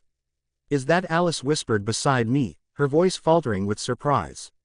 It cannot be, Emmett concept, not able to believe what he became seeing slowly. However, he started out to study the girl's face, noticing how her complete upper lip turned into barely out of stability with the lower, and how her mahogany hair fell thickly about her face. She had a tiny button nose, and cheeks that were flushed pink like a china doll's. Bella. There was no question about it. Bella's face become eternally engraved in my reminiscence, and this toddler resembled her a ways too closely. The most effective difference, beside her now childish looks, had been the immediately thick bangs masking her forehead. Her eyes roamed upwards until they located mine, filling with huge, fat stares whilst her backside lip jutted out to shape a heartbreaking pout. Draft of adolescence, Ron growled, slamming the golden jug down onto the wood desk. Jasper snatched it up and inhaled the heady scent of the white liquid sloshing around inside, before he groaned loudly and laid it go into reverse. He is right, he showed, his eyes touring to the other victim sat across from little Bella. Even supposing I hadn't heard the scholars calling her name earlier, her thick furry hair could have made her right away identifiable. Hermione became sobbing too, her thoughts gifting away her comprehensible confusion. Bella S., it seemed, have been still of limits. I stood there, searching down at her, absolutely and fully immobile. My limbs were not robust sufficient to fight against the enormous wave of fury which unexpectedly got here crashing over me. It weighed me down like a brick might a feather, rooting me to the spot and freezing me like an real statue. Within the ensuing moments, simplest one phrase streaked through my thoughts, screaming like a siren and fueling my anger blaze. I right away dove into the heads of those filling the terrific hall, searching out his voice in the mind that could verify my principle. After I pinpointed him amongst the amused Slytherins, however, I discovered the exact opposite to what I had been looking ahead to. Going to think I am responsible, it's not like I don't have a cause. I ponder who did it, look at those tears, she even makes a cute infant. Why do all of the nice-looking ones turn out to be in Gryffindor? Even Ginny Weasley. I withdrew, knowing that I wasn't going to get any beneficial facts, even though I had learnt that Blaise wasn't the perpetrator. I would have became my interest in addition investigation, but I speedy realized that the primary priorities at Gift have been the two tearful little women. I would see to the offender later. I was about to reach down to pluck Bella from the bench. Best Rosalie bet me to it. She scooped the woman up inside the blink of an eye, urgent her to her chest and stroking her hair, cooing all the whilst like a mother trying to comfort her distressed toddler. It's okay, Bella, she promised lovingly. It's going to be all right. We're going to appearance when you until all this is sore. What is occurring right here? The headmistress demanded, alerted by way of the craning heads staring in our course. Why the commo expensive? Professor McGonagall's eyes grew huge as they landed on the two babies nonetheless. The sight best appeared to bring about some seconds of shock. Earlier than her expression became unsurprised, almost as if she had been waiting for something like this to show up. Not even a day and they all up to their regular tricks. This changed into the norm. Without a doubt not. I think it can be worse. What? How could it likely be worse? My fiancé is much less than 3 feet tall. At least nobody's been turned into a ferret this time. Okay, you win, but I am not happy about this. Leave out Hale. Mr. Weasley, I advise which you take pass over Swan and omit Granger to peer Professor Slughorn. He may additionally have already got an antidote. Follow me. I exhaled a sigh of alleviation, glad to research that the results of the growing older draft weren't irreversible. Rosalie and Ron trailed in the back of the professor, their hands circling the two ladies protectively as they made their manner toward the pinnacle desk. Alice, Emmett, Jasper and that I walked on the return. Horace, called Professor McGonagall, we've got a state of affairs. Oh, what's incorrect, Minerva? It didn't take him long to infer the trouble. His face fashioned a understanding appearance and as he released a sigh of understanding, which without delay preceded a cluck of entertainment. My eyes narrowed robotically. Esme sprung over the table in one fluid bound after taking in Bella's year antique functions, her mind overflowing with challenge for the girl she already considered a daughter. What came about? She asked fearfully. Nothing to fear about, Esme, Slughorn said reassuringly. A person has slipped the girls a teenager's potion, it's all. Esme's eyes widened in alarm. Yet again, my own family and that I were in uncharted territory, so I could not blame my mother for her anxiety. The simplest thing keeping me self-control at Gift turned into the professor's mention of an antidote. Teens would not ultimate all the time nicely, for most folks any manner the potion could have worn off by way of the following day morning. Wait, I broke in, are not you going to give them something to show them again? I am sorry, Mr. Cullen, Professor Slughorn answered, but the system of brewing age is not as quick as bottling teenagers. Getting older potions need to be left to mature, and the required period relies absolutely on what number of years you are looking to feature. To make one that might return the women lower back to their natural states would only take an hour or so less than it's going to for the consequences to put on off. It might be useless, therefore, to waste the specified substances on such a thing, mainly while they may be spending the last few hours of that point of their beds. I glanced over at Bella, whose eyes have been not leaking tears as a substitute. She wore an interested expression, her interest now completely centered on examining Rosalie's necklace. She twisted it in her arms, walking a tiny digit over the Abatwa diamonds encrusted in the silver. So what do you advocate we do? Alice requested, virtually irked through Slughorn's unhelpfulness. The person shrugged and stated, babysit, I assume. I doubt it is going to be difficult. It's simplest for one night time, after all. Rosalie gave the look of all her Christmases had come straight away, not even making an effort to hide the fact that she turned into looking forward to the night's occasions. She'd probably be sad while the women again to ordinary. Did they recognize what is occurring? Emmett puzzled, noting their unusual behavior even as Bella remained centered at the necklace. Hermione changed into preoccupying herself with turning Ron right into a ninja. She'd unknotted his tie and had proceeded in wrapping it spherical his forehead. He did not seem to note, for he changed into too worried with the modern communique. No, the potions master said, young people drafts not simplest purpose a person to regress physically, however also mentally and emotionally. The girls will know who each of you are, but they'll now not understand anything beyond that, and that they sincerely might not be capable of recognize the relationships they percentage with you. Which is probably a terrific component. I doubt any of them would be comfy if matters have been one of a kind. The most effective component you may do is interact with them as you'll with normal children. Technically, till the outcomes wear off, this is precisely what they are. Also, you should be conscious that drinkers of youth potions start to age the second after they've consumed it. They have to be pubescent by approximately 2 am. Perhaps this will be fun. Emmett grinned, giving me an almost unstoppable urge to punch him. It will likely be good for Edward, as nicely. He'll get to see the entirety he ignored out on. My eyes snapped to Bella at the sound of my brother's thoughts. She had gotten bored with the necklace and had moved on to prodding Rosalie's lips, comparing their hardness with her personal smooth ones. Maybe Emmett had a factor. It becomes simplest for one night, in the end. Sugh, Hermione shouted, her fingers pressed in opposition to the man's cheek as he leaned in to tickle her. Sugh, ooh, nearly, he chuckled, gambling with her toes. She giggled profusely as he persisted. I'll forestall if you may say it well. Come on. Ah, Sugh, Slughorn. Well, it truly is close enough, he allowed, moving on to Bella, who studied him warily, pressing herself toward my sister. Hello, infant. She didn't respond, but simply stared at the person disapprovingly, her expression essential, as if she had been examining an idiot. I couldn't assist however smile. Aren't you going to say hello? Esme recommended. The little woman shook her head in refusal, plenty to all of our leisure.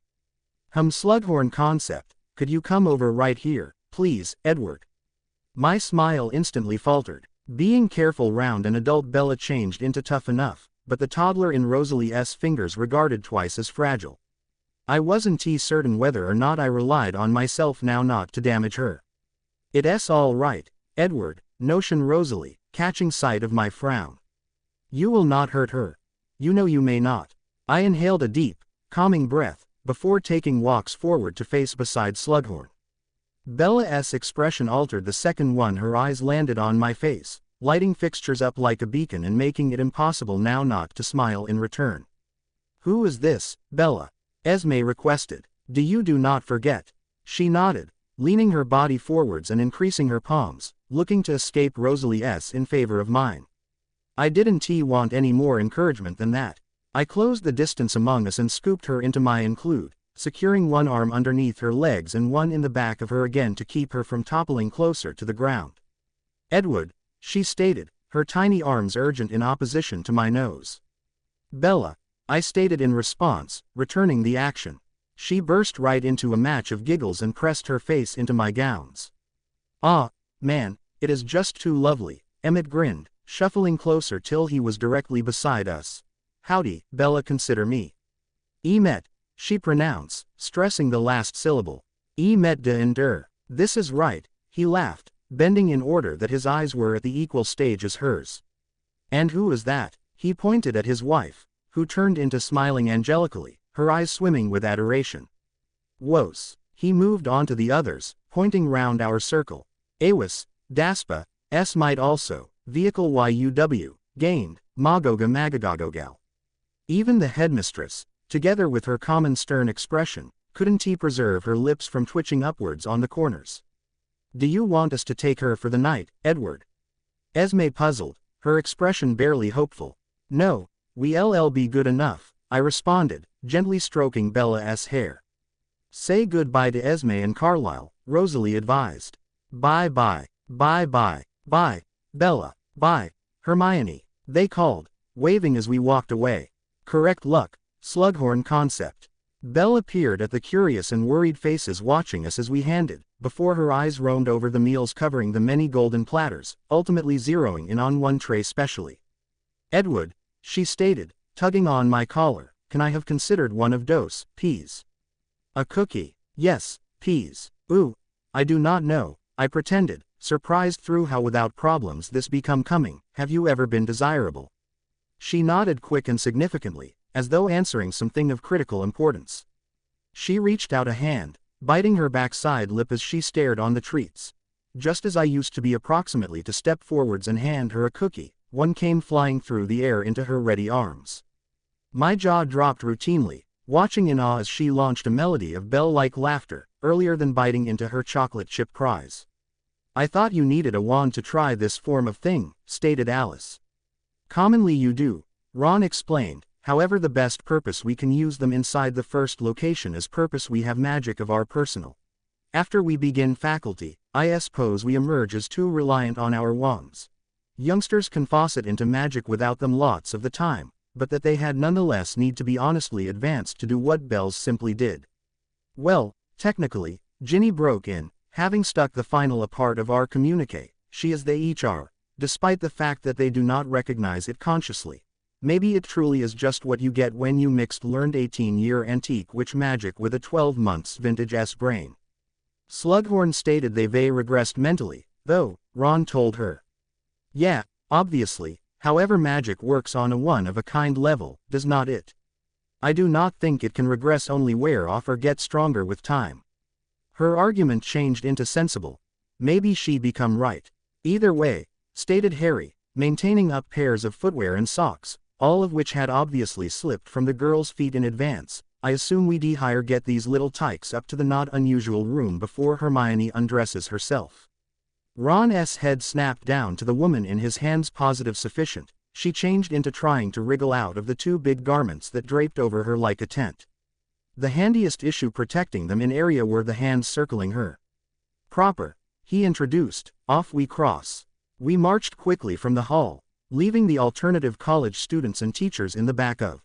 They'd finish shortly, and I didn't want to be caught up in the rush when I had one of these tiny, breakable creature to appearance after. Most people of the time she turned into capable of looking after herself, granted however this night changed into one of a kind. She wanted me to look out for her, and that is precisely what I used to be going to do. I sank into one of the armchairs via the fireplace when we entered the not unusual room, sitting Bella on my lap even as I waited for her to finish the cookie. She only managed half of it earlier than she presented me the relaxation. I do not like them, I stated. Why, it is great. Vampires don't eat food, Bella, Emmett reminded her. She appeared at a loss for words for a second, however then her eyes twinkled mischievously, a smile spreading across her angelic face. Ooh, she replied, hopping down from my knee to crouch on the ground in the front of my dark-haired brother, Vampires. She appeared too anxious for a moment, earlier than pouncing like some sort of hyperactive kitten, directly at Emmett's chest, her milky tooth last on his neck. He seemed shocked at the start, like someone might in the event that they'd been slapped across the face with a moist trout, but after a second, he fell backwards towards the carpet, guffawing hysterically at Bella's brave little display. R-A-A-A-A-A-A-A-R, she bellowed, fueling his laughter further. You call that a roar, squirt? He choked out between laughs. You do it, Bella commanded fortuitously. He took a deep breath and released a deafening, guttural roar. She laughed in response, rolling onto the floor beside him, her arms and legs getting tangled in her oversized robes. I think we're going to need to get them into some smaller clothes, Ron advised, chasing after little Hermione, whose hips were no longer extensive sufficient to help her skirt. She ran approximately the room naked-legged, wearing only a shirt and robes, each of which were slipping down her shoulders, in addition to underclothes that she had to hold close to hold up. She stopped in the center of the room, searching down as she considered whether or no longer to take them off. Oh, no you don't, Ron cried, lifting her into his fingers. Alice dashed away, then, realizing that we might have naked toddlers if we failed to act quick, and returned seconds later with of her t-shirts. These will do. They will match like nighties. Come on, Bella, allow us go and get you modified. She held out her hand, expecting the little woman to arise and stroll over. After Bella had taken her first step, but, there has been a flash of lightning and a noisy crack of thunder, and, alternatively, she dove forwards, squealing in fright, wrapping her fragile fingers across the nearest vampire me. What's incorrect? I requested quietly, hoping that my voice would ease some of her worry. You are no longer afraid of the typhoon, are you? She buried her head in my gowns, hiding her face as she nodded. I cannot trust that, not after you just tackled a vampire. Vampires awenti sky de repueti. Fantastic. I cannot even frighten a 12 months old anymore, Emmett thought, although he could not manage to peel the grin from his face. Why don't you pretend that the thunder is a vampire, Bella? Jasper recommended, smiling at her as she peeked up at him. Whilst it roars at you, rise up to it and roar lower back. It is a terrific concept, Rosalie agreed. We will even roar with you if you like. We will all inform it off collectively. How does that sound? We all shout at it. Bella clarified. Yup, Alice nodded, till it gets the message and shuts up. It will be like a sport. Okay. Bella organized herself right into a greater comfy position, getting ready for the next crack of thunder. I saw in Alice's thoughts while it de-sound it changed into near. Get prepared, Bella, she stated. 3, 2, 1. Noise crammed the room as the lightning flashed, my brothers, sisters and I responding immediately with 5 primal roars, whilst the little woman did her fine to inshape us. While it was over, we all broke out into happy laughter, every people amused by way of our bizarre antics. Bella's expression became exhilarated, and that I may want to send the adrenaline coursing through her veins. Luckily, I was nevertheless feeling the outcomes of the dragon's blood, so I did not should worry approximately that. After our 0.33 shouting suit, Bella had jumped from my lap and had crossed over to the window, looking forward to the following one. In the end, but, she regarded to lose interest in her tormentor, and truly started forget about it rather. Perhaps we must supply her and Hermione a bathtub, Rosalie said to Alice. They in all likelihood might not have time to have one in morning. Alice nodded in settlement, her eyes glassing over whilst she checked the future. After they had resumed consciousness, she danced forwards to Jasper, in which Bella became busying herself with inspecting his ears. Come on, little rascal, you need a wash. Can Edward come? She queried, glancing over my sister's shoulder at me. I smiled, guffawing beneath my breath. No, we are going to the little girl's room, and Edward is a boy. Bella huffed, but waved goodbye to me all the equal. Bye-bye, Edward, bye-bye, bye, I called, waving back. I'll see you while you re-easy. Sure, see you whilst I am clean. Rosalie offered to take Hermione, lifting her from Ron's embrace and carrying her from the room, the 2 vampires accompanied intently via Ginny. Harry and Ron came to sign up for us, then, each slumping downwards towards the sofa. They were performing as though that they had simply had the toughest day's paintings in their lives. That changed into genuinely kinda a laugh, chuckled Emmett. He was sprawled out by way of the fire, his arms resting beneath his head as he gazed up on the ceiling. Communicate for yourself, Ron said, I am bloody knackered after that. Let us simply be satisfied we'll be asleep when they hit 11, Harry told him. That is something to be grateful for. Why? Jasper requested interestingly. 'Cause the girls had been bloody murder up until the stop of 6th 12 months, Ron said. You know how they reassert the tiniest thing and they both chew your head off or burst into tears. I appreciated Ron, he was a pleasant enough guy, but I had a feeling that his tactless dispositions may also have been just as influential as the raging, teenage hormones. Sooner or later, the scholars commenced pouring into the not unusual room, while my brothers and that I listened to Ron and Harry's version of events in the course of their early years at Hogwarts. It wasn't my fault she under the influence of alcohol Lee's ruddy frequency potion. All I did was inform her that she gave the impression of a chipmunk with fuel, and he or she tried to flaming kill me. Kill you? Jasper probed. She did not attempt to kill him, said Harry. She cast an engorgement charm on a spider mountain climbing up the wall and dispatched it flying at his head. It's the same component, Ron argued. It kinda seems like something Bella could do, Emmett thought. She did punch the mud inside the face, after all. That turned into actual Bella truly had a mood. I puzzled what she was doing now, likely splashing around inside the water together with her buddy, having no care within the world to bother her. I could not help myself, my curiosity were given the higher of me, and I started out trying to find Alice's thoughts. I discovered her nearly right now. She became sat on the brink of what could simplest be described as a pool, rubbing shampoo into Hermione's hair even as Rosalie noticed to Bella's. The two little women have been submerged from the neck down, and have been gambling joyfully with the golden bubbles surrounding them. I am a mermaid, Hermione sang, lifting her legs from the water. Are you? Smiled Ginny. And is Bella a mermaid too? Yeah, but Bella wasn't paying attention, due to the fact she became too busy gazing Rosalie. What are those? She wondered, pointing at the blonde vampire's chest. Ginny and Alice's lips right away pressed into tough traces, whilst my golden-haired sister stared on in surprise. It become in all likelihood incorrect to take a lot pride in a person else's soreness, but I actually could not help myself. They're something you get when you grow up. Hermione swam to Bella's aspect, pulling her soapy hair lower back to whisper in her ear, in reality unaware that the vampires would not even need to strain to make out her phrases. Day re boobies. That turned into it. That become the moment while the entire house need to simply have idea I was going mad. Due to the fact hardly ever do people burst into laughter for no seemingly apparent motive, rarely do people bark their hysterics with such pressure that they control to shake the close-by furnishings in the identical way that a miniature earthquake would. And yet, there I used to be, collapsing on the ground, hooting like an idiot even as the room fell silent around me. Even then, I could not prevent myself. In an ordinary scenario, I would not typically show such high levels of immaturity. It was stupid and childish to allow something like this affect me so strongly. However, I was comforted by the awareness that it were the secrecy Hermione had deemed important to talk the word as if it were the rudest and most forbidden taboo in place of the word itself. It brought me to one easy, unavoidable end: youngsters have been hilarious and impossibly cute. In my lifetime, I hadn't surely considered what it might be like to be a father, since I might usually been missing the important different one too.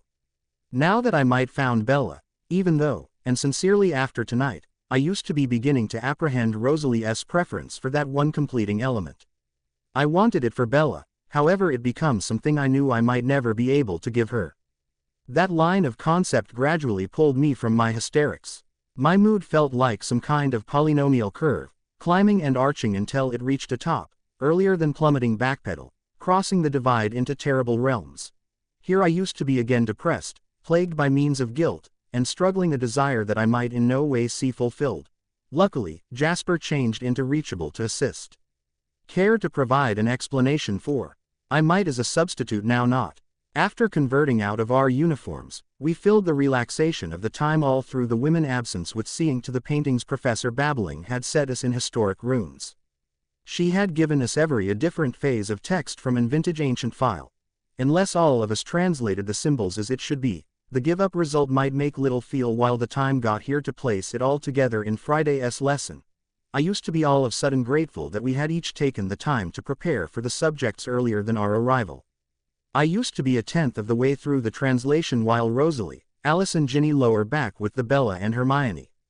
Even a person with common imaginative and prescient could had been capable of see the distinction within the little girl's physical look. They had each received at the least 4 inches in peak, and already their faces had lost that infantile roundness. They appeared leaner, and extra swish whilst stationary.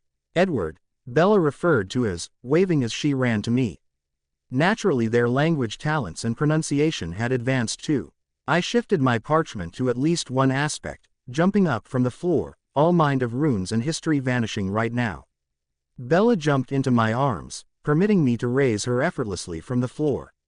Her nighttime shirt became baggy, reducing off a few inches above her knees, even though it would have outfitted and grown up snugly. How was the bath? Amusing. There were plenty of bubbles. Did you pass over me? Of course. Did Jasper and Emmett miss me? Yep, said Jasper, growing from his seat to greet Bella. He held out his hands for her, and he or she didn't hesitate to attain out for him and go back. It was a totally ordinary factor to look at Jasper interacting with Bella in one of these manner. I doubt he would have approved it had his mouth been swimming with venom. Now that he turned into surrounded by means of heat, fuzzy feelings, however, I should recognize his enthusiasm. We need to take them upstairs, Rosalie recommended. It's a bit too crowded right here for kids. They might get harm. Properly concept, said Harry. We all followed Jasper upstairs to our dormitory. Seamus, Dean, and Neville came too, every of them the usage of Bella and Hermione's predicament as an excuse to avoid homework. What might you like to do now? Jasper requested the ladies. A story, replied Hermione excitedly. Will you inform us one, please? What form of story? The Fountain of Honest Fortune, Ron cautioned. It is one of the memories you were instructed if you brought up in a wizarding circle of relatives. Neither of them may have heard it. We all agreed to listen to Ron's tale, relaxing as he launched into the narrative. At the same time as Hermione sat at his facet, absolutely immersed within the plot, Bella moved from bed to bed, flitting from one set of vampires to any other. First of all, she became located between Jasper and Alice, enjoying my brother's soothing powers as she listened to the story. Then, she moved on to the following couple, throwing herself into their include, before permitting Rosalie to play her hair. Subsequently, she set her eyes on me, and crouched right into a cat-like function, her muscle mass coiled to spring. Because of the distance keeping apart the beds, I presumed that she wasn't severely considering making the soar. Evidently, I used to be incorrect. She launched herself from the mattress, her limbs outstretched as she flew upwards in an extensive arch that no 4 years antique must ever have been able to gain. While she ultimately started to descend, she fell slowly and gently towards the mattress with a gracefulness I would not have believed viable. It changed into as though she became sinking through invisible water, and the whole component become completely mesmerizing. How did you do that? I whispered. Bella failed to solution. She concealed her mystery behind an harmless smile and settled back into my fingers, contenting herself with paying attention to the story of the knight and the 3 witches. Slowly, however honestly, her eyelids started to hunch and her heart charge decreased, till subsequently she became snoozing peacefully. We should put them to bed, stated Rosalie. No, Alice disagreed. I noticed the imaginative and prescient in her mind. If my sisters tried to move the ladies, the noise from the common room might wake them each, and it would take another hour to get them to settle once more. Should go away them here this night. It won't hurt. She and Rosalie jumped up from the beds after kissing their husbands, earlier than leaving for his or her personal dorm. Bro, Emmett said, protecting out my shot. Certainly, I suppose I will bypass tonight. You wanna leave out at the amusing? I do not want to overlook out in this, I said, indicating Bella. She was now more or less the scale of a 6-12 months old. Except, I've an entire year to sleep. In fact, I was satisfied I had this excuse to avoid taking the drowsing draft. I wasn't equipped to satisfy the dream Bella again. She'd been right while she'd stated it would simplest be a remember of time until I could not withstand any more. I knew it turned into the norm for boys to dream approximately intercourse, however the majority have been impatient to have it, rather than reluctant. I had no idea what I would see if I bit into the apple, but I had a robust feeling that, something it turned into, it would make my subsequent 12 months a dwelling hell. The ability frustration could likely damage my sanity. Little Bella become a welcome distraction. Her presence muted the licentious hungers and shameless notions, changing them as a substitute with the acquainted desire to protect. The others settled into sleep whilst I laid wide awake. I did my great to block the lads after catching the first glimpse of their desires.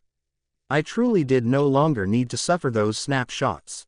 I knew from experience that our capabilities remained lively all through sleep, which became likely the reason why Jasper turned into suffering simply as a good deal frustration as Emmett tonight.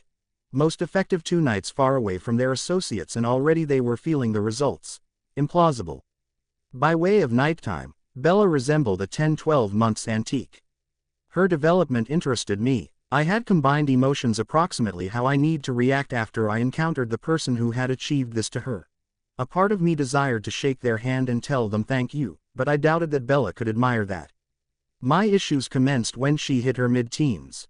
As her frame's natural curves lower back and her bones grew in length, her blouse grew so tight that it equipped her like a 2D skin, leaving little to the creativeness, especially while it slowly began driving up her midriff. If I hadn't regarded better, I would have guessed that Alice had orchestrated this maddening scenario on cause. Bella's limbs grew like vines, her left arm creeping over my torso while one leg hitched and stretched across my left thigh. Absolute unadulterated torture. My head snapped to the bedside desk in which Emmett had left the shot. I couldn't take the whole component now due to the fact I would never awaken in time for class, however maybe one little sip would be enough to ship me underneath for more than 1 hour. I took a fifth, and become relieved after I felt the darkness settling over me. I have to have known she'd be looking forward to me there. Her outfit hadn't changed, a whole lot to my frustration she nevertheless wore the blouse and briefs. The simplest addition was a couple of black, ribbon stilettos. The sight made me need to do not anything more than beat my head against a brick wall properly. I assume there was one component I desired greater than. No, forestall it, Edward. The top-notch ego angel said. Don't forestall it, Edward, heard the devilish identification. Back once more. Bella held up her apple, bold me to take a chew. I don't need that, I said, taking a step far from her. Positive you do. You want it like Loopy. The simplest issue you have ever wanted more is my blood, however weigh to your dietary supplements, there's not anything to distract you presently from this. She trailed a hand down the duration of her frame. I whipped around, forcing my eyes far from her. However, right here in my dreams, the fact that I used to be a vampire did not appear to rely. No matter which way I turned, she changed into usually there, right in the front of me, stalking like a predator. The extra you try to run the tougher it will get. I am no longer going to go away. I sprinted away from her throughout the ballroom, but earlier than I may want to break out, she dived after me, her arms locking securely round my legs, wrestling me to the ground. You need to break out. This is not simply Bella. Combat. I didn't try and argue with myself. I knew that the dream female become just an extension of my personal desires. I wouldn't be combating Bella, I might be combating myself. My leg crashed into her shoulder, sending her backwards through the air. She collided with one of the stone pillars, the entire aspect shattering upon touch. As terrible as it become to look, any model of Bella crumpled at the ground. I fiercely hoped that this one could continue to be so. Clearly, therefore, she failed to. Oh, Edward, she said, her voice even and unconcerned, will we in reality must think about it as foreplay? I said before I should forestall myself. The second it changed into out, I clamped to surrender my mouth and groaned. What became incorrect with me? I had it on the brain. Properly, when you positioned it like that. The room flashed round us and the ornate ballroom converted. In terms of form and size, it changed into exactly the identical room, however now it became absolutely white, the partitions, the ceiling, the pillars, leaving no longer even a speck of dirt behind. Bella's outfit, too, had modified. She was sporting a couple of black percent boots that rose half of way up her thighs, black briefs, a black tank top, and a percent jacket. A fixed of black shades crowned the outfit off. She looked like she'd just jumped out of the Matrix, and that I had the sneaking suspicion that her fighting approach might make stronger that photo. She ran at me with the rate of a vampire, her fist crashing into my jaw earlier than I ought to avert. And then I used to be flying, hovering backwards at blinding speed. I failed to realize what become occurring until the rubble got here crashing down round me. I gazed over my shoulder on the stays of the pillar. Certainly, this Bella becomes stronger than Fact's version.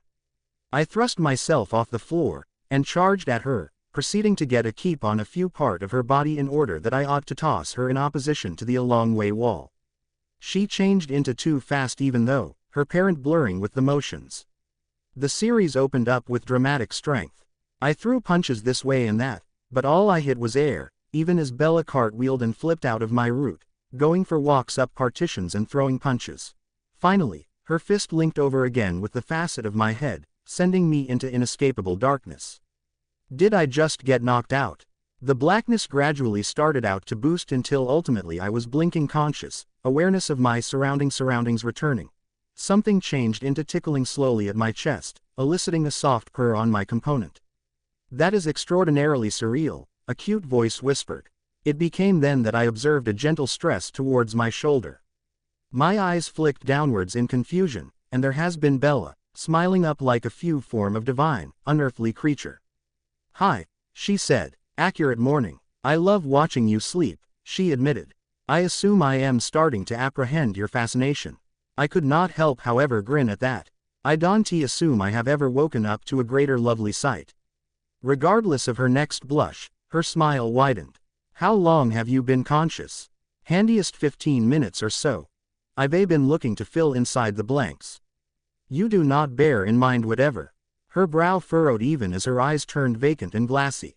I consider being in the tremendous corridor for dinner.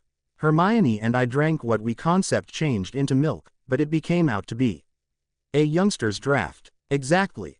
There is a gap in my reminiscence after that. The primary component I will consider became strolling closer to you inside the not unusual room.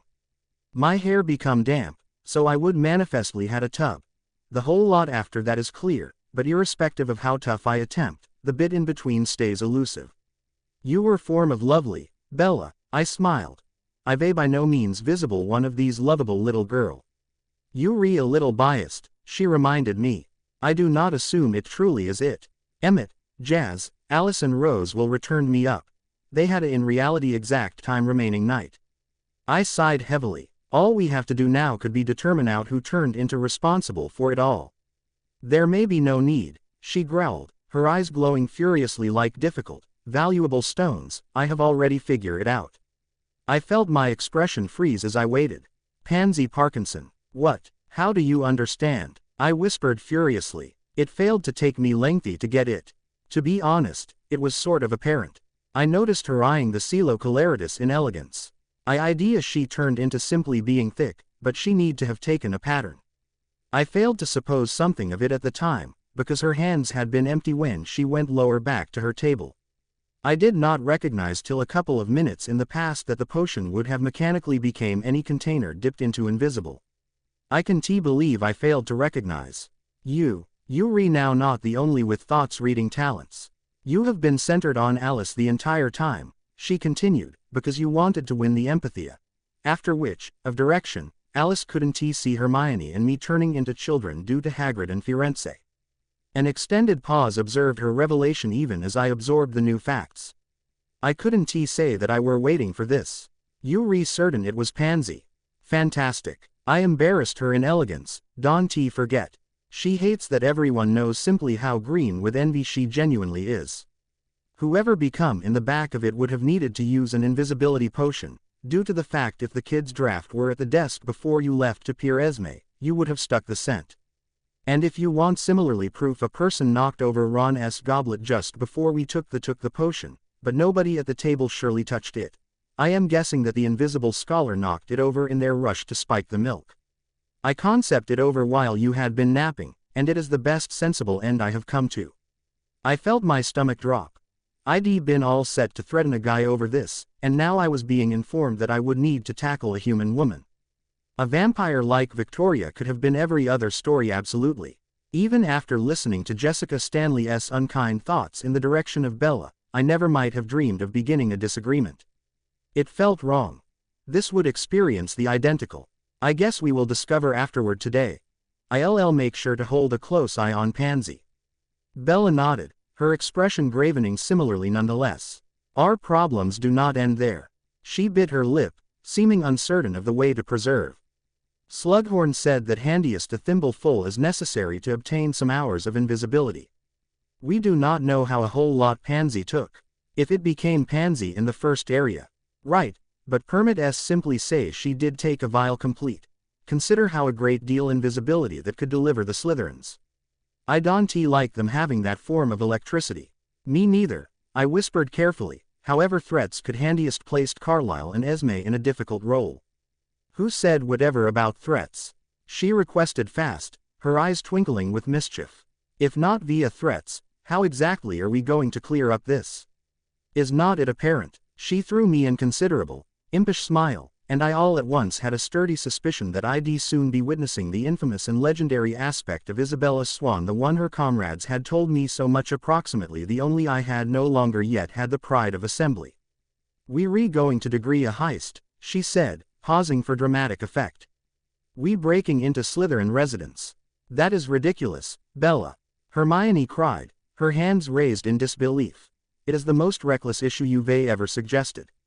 Do you even realize how an awful lot problem we should get in for something like this? Of direction I do, I answered, but are you telling me we need to simply take a seat lower back and do nothing? Really no longer. I am telling you we must file it to a trainer and allow them to deal with it. Yeah, due to the fact that LL help. Face it, Hermione. The Slytherins are in possession of a whole vial of Coeleritis, and if we do not do something about it, they are going to apply it in opposition to us in the opposite homes. I am with Bella, stated Harry. Me too, Ron announced. Hermione stared at him incredulously, however he refused to be stimulated. If we let them break out with this, they may be going to suppose they can walk throughout us. I don't like allowing them that type of strength, Harry endured. Except, it is no longer like we have not damaged into Slytherin before. I raised an eyebrow at Hermione, bold her to protest again. Sure, because a large basilisk changed into roaming the fortress and petrifying college students. She huffed and sunk onto the sofa next to Alice. Anyway, it would not remember. It would take a month to brew the polyjuice potion, and through that point, the Slytherins will probably have used up the entire vial. We don't want the potion, although, do we? Ginny pointed out. The most effective reason it turned into vital ultimate time turned into so that you could interrogate Malfoy. If it's just for sneaking around, Harry's cloak will do the trick. The furry-haired witch nevertheless seemed unconvinced. Come on, Hermione, I pleaded. You have broken right into a Gringotts vault for heaven's sake. This need to be a cinch in evaluation. There was a quick pause, the room silent keep for the sound of the woman's foot tapping in opposition to the rug. She sank in addition into the cushions, squeezing her eyes tightly close. Ultimately, she regarded to relent. Okay. Ron's grin became immediately. He bounded over to sofa and sat down beside his female friend, wrapping an arm round her shoulders and kissing her at the cheek. She blushed and smiled at him. Who is going to do the honors then? Harry puzzled. We can all suit below the cloak. It's going to need to be 2 at the maximum. I am going, I nearly growled, crushed with the aid of the preference for revenge. No, stated Edward, entering into the center of the circle, a vampire would be the great choice for something like this. I'll cross. I will be inside and out in a flash. Sniffing out the vial may not be a hassle. It cannot be you, I argued evenly, shaking my head. He spun to face me, his expression a combination of disbelief and inflammation. He become approximately to protest, but I reduce him off before he got the chance. You a man. The potion can be someplace in Pansy's dormitory. You won't be able to get in without triggering the alarms. Bella's proper, agreed Hermione. It'll have to be a female. Edward's face fell with sadness. He sighed and came to stand beside me. Well, said Emmett, after some more moments of silence, I suppose the obvious desire is Alice. Her visions could be a definite advantage on this type of venture. He threw her a teasing grin. Besides, her length will imply that a person else can move alongside for the journey. Proper, shorty. She grinned and nodded, her eyes wandering over the women making up our organization. The query is who, as of the vampires, Ginny, Harry, Ron, Hermione and myself were the best humans occupying the not unusual room. The other students hadn't yet controlled to crawl off the bed, however they might quickly sufficient, and we had to make a choice before we had been interrupted. It'd have to be both Bella or Hermione, Ginny proclaimed. As well as the fact that they both should go after that stunt Pansy pulled, it'd make extra feel to take a witch. It would deliver us the ideal recipe for hit heist velocity, power, greater senses, foresight, and magic. I desired to wave my palms above my head, leap up and down, and scream choose me, however I resisted. Hermione had simply as a whole lot right to volunteer as I did, and for the reason that I would already expressed my choice to head, she deserved the same threat. Her foot tapped against the rug once more even as she gnawed anxiously at her lower lip. Ultimately, she sighed, her eyes landing on me. I think Bella should get first refusal.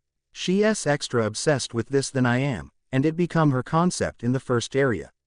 Everyone's eyes landed on me as they awaited my choice. What do you assert, Bells? Stated Harry. You up for it? I smiled wickedly. Surely. To mention that I was impatient for the night time were a huge understatement. Breakfast time become filled with hushed verbal exchange and whispered plotting, although it turned into interrupted through the occasional snide statement. In the beginning, it was smooth sufficient to ignore the sneering, however because the Slytherin table grew greater crowded, it have become greater tough to block it all out. No dribbling these days, Swan, mocked Daphne Greengrass. She cackled loudly, as did her friends. Forget about them, commanded Alice, her voice stage and controlled. They'll get what is coming to them. Is that a fact? I asked optimistically. It will likely be if I have something to do with it. I smiled. My satisfactory friend genuinely knew the way to comfort me. We persisted to scheme as we ate. Ron again and again insisted that our visit into Slytherin House have to consist of a prank of a few type something that could make the conniving buggers assume 2 times before hard Gryffindor again. I could not deny that the concept of breaking in without causing a little mayhem appeared wasteful. Dozens of situations flew through my mind as I nibbled on my toast. I used to be just finishing up when the morning post arrived.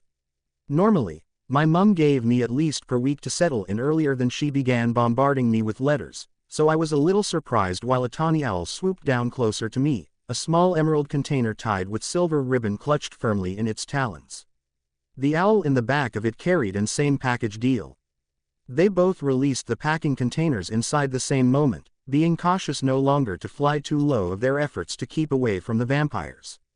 I held out my palms to capture my mail, but Edward beat me to it. In one blindingly speedy movement, he snatched the 2 containers from the air, crushing one until it turned into not anything more than shredded cardboard and misshapen plastic. Edward, I protested. What did you do this for? He failed to solution as a substitute. He turned to stare over his shoulder, his eyes touched down right away on Pansy Parkinson. His expression mirrored his sister's, calm and unruffled. Inside the ensuing seconds, but it underwent a transformation.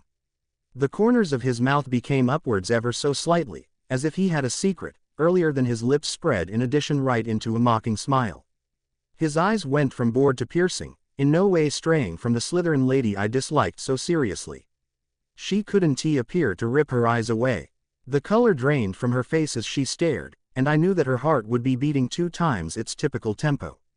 Edward, if you give the female a hard assault, Bella and that I might not be capable of have our fun, Alice complained quietly. He gave the unmarried humorless snigger, earlier than he became his lower back on Pansy, subsequently freeing her. Here, he murmured, tossing the undamaged field over to his tiny sister, get the heady scent. She followed his preparation, loosening the ribbon and lifting the lid, although no longer enough that I could make out what was inside. Anyone looking at her might have guessed that she turned into merely inspecting the contents. I assume the internal fragrance changed into more potent, since the traces left on the outside have been harassed with those belonging to owls and vampires. What's in the container? Requested Ron, not able to cut down his curiosity. It would not be counted, stated Edward. Just a few petty Slytherin comic stories seriously unimaginative. I smirked. If it's that lame, just inform us. Yeah, come on, Edward, Ginny recommended. Hermione and bells are not manufactured from glass. We should use a terrific snigger. Edward sighed, waving a hand at his sister, indicating for her to continue. She rolled her eyes and tipped the box the wrong way up, shaking her head as the object clattered onto the desk. I reached out my hand to pick it up, gazing it in disbelief. It's a pacifier, I said dumbly. My eyes found Hermione as we stared at each different for one quick second, earlier than the air rang with the sound of our chuckles. It is it. This is the exceptional they are able to come up with. Edward's remedy changed into instant his posture cozy and he chortled. You weren't kidding while you said it changed into unimaginative, Ginny informed him. That is the blandest strive at mocking I have ever seen. I nearly experienced sorry for them. Me too, I agreed. Now we are simply going to have to expose them how it's done. We cannot have these kind of standards at Hogwarts. It could harm the faculty's reputation. Ron ruffled my hair, sincerely taking part in my reasoning. I like the manner you believe you studied, bells. Hermits make it excellent. Not like Ginny and the vampires, Harry, Ron, Hermione and I had a loose-length first component. The Cullens left to visit class, whilst the 4 folks lower back to the not unusual room. Technically, I ought to have been the usage of the time to get on with my homework, however irrespective of how difficult I tried. the topics could not hold my interest long enough for me to make any progress. In the end, I simply gave up, sweeping my parchment to one facet, earlier than filling my thoughts with capability pranks and discussing them with the boys. Hermione changed into too busy to make contributions to the conversation, which became clearly a real shame, for the reason that 3 of us were coming up clean. Plotting needed to be put on keep when the hour ended. Although Transfiguration turned into once more interesting, we have been set a difficult essay. We had to write 12 inches via the following Monday, describing our primal instincts and herbal impulses, indicating the instances they have been at their most powerful. I failed to understand approximately each person else, however I wasn't sure how I used to be going to control to put in writing that many words approximately myself. Moreover, it seemed a bit private for homework.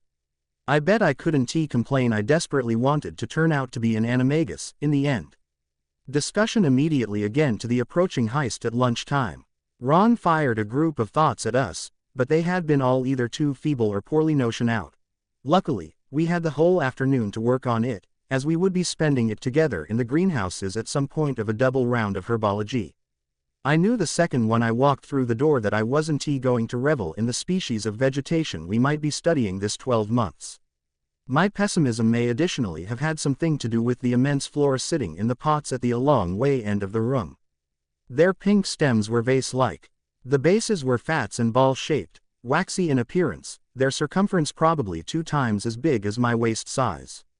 Their necks had been narrower, approximately the width of my wrist at their slimmest point, and every supported a massive blossom such as an outsized passion flower.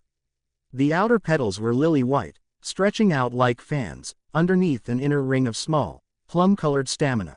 On the center, in place of a stigma, there was a hole a throat, even which become lined by way of dozens of pink, razor-like tooth. They virtually weren't the type of component I might have selected for my garden, and I could not say that I was extraordinarily obsessed on the idea of handling one.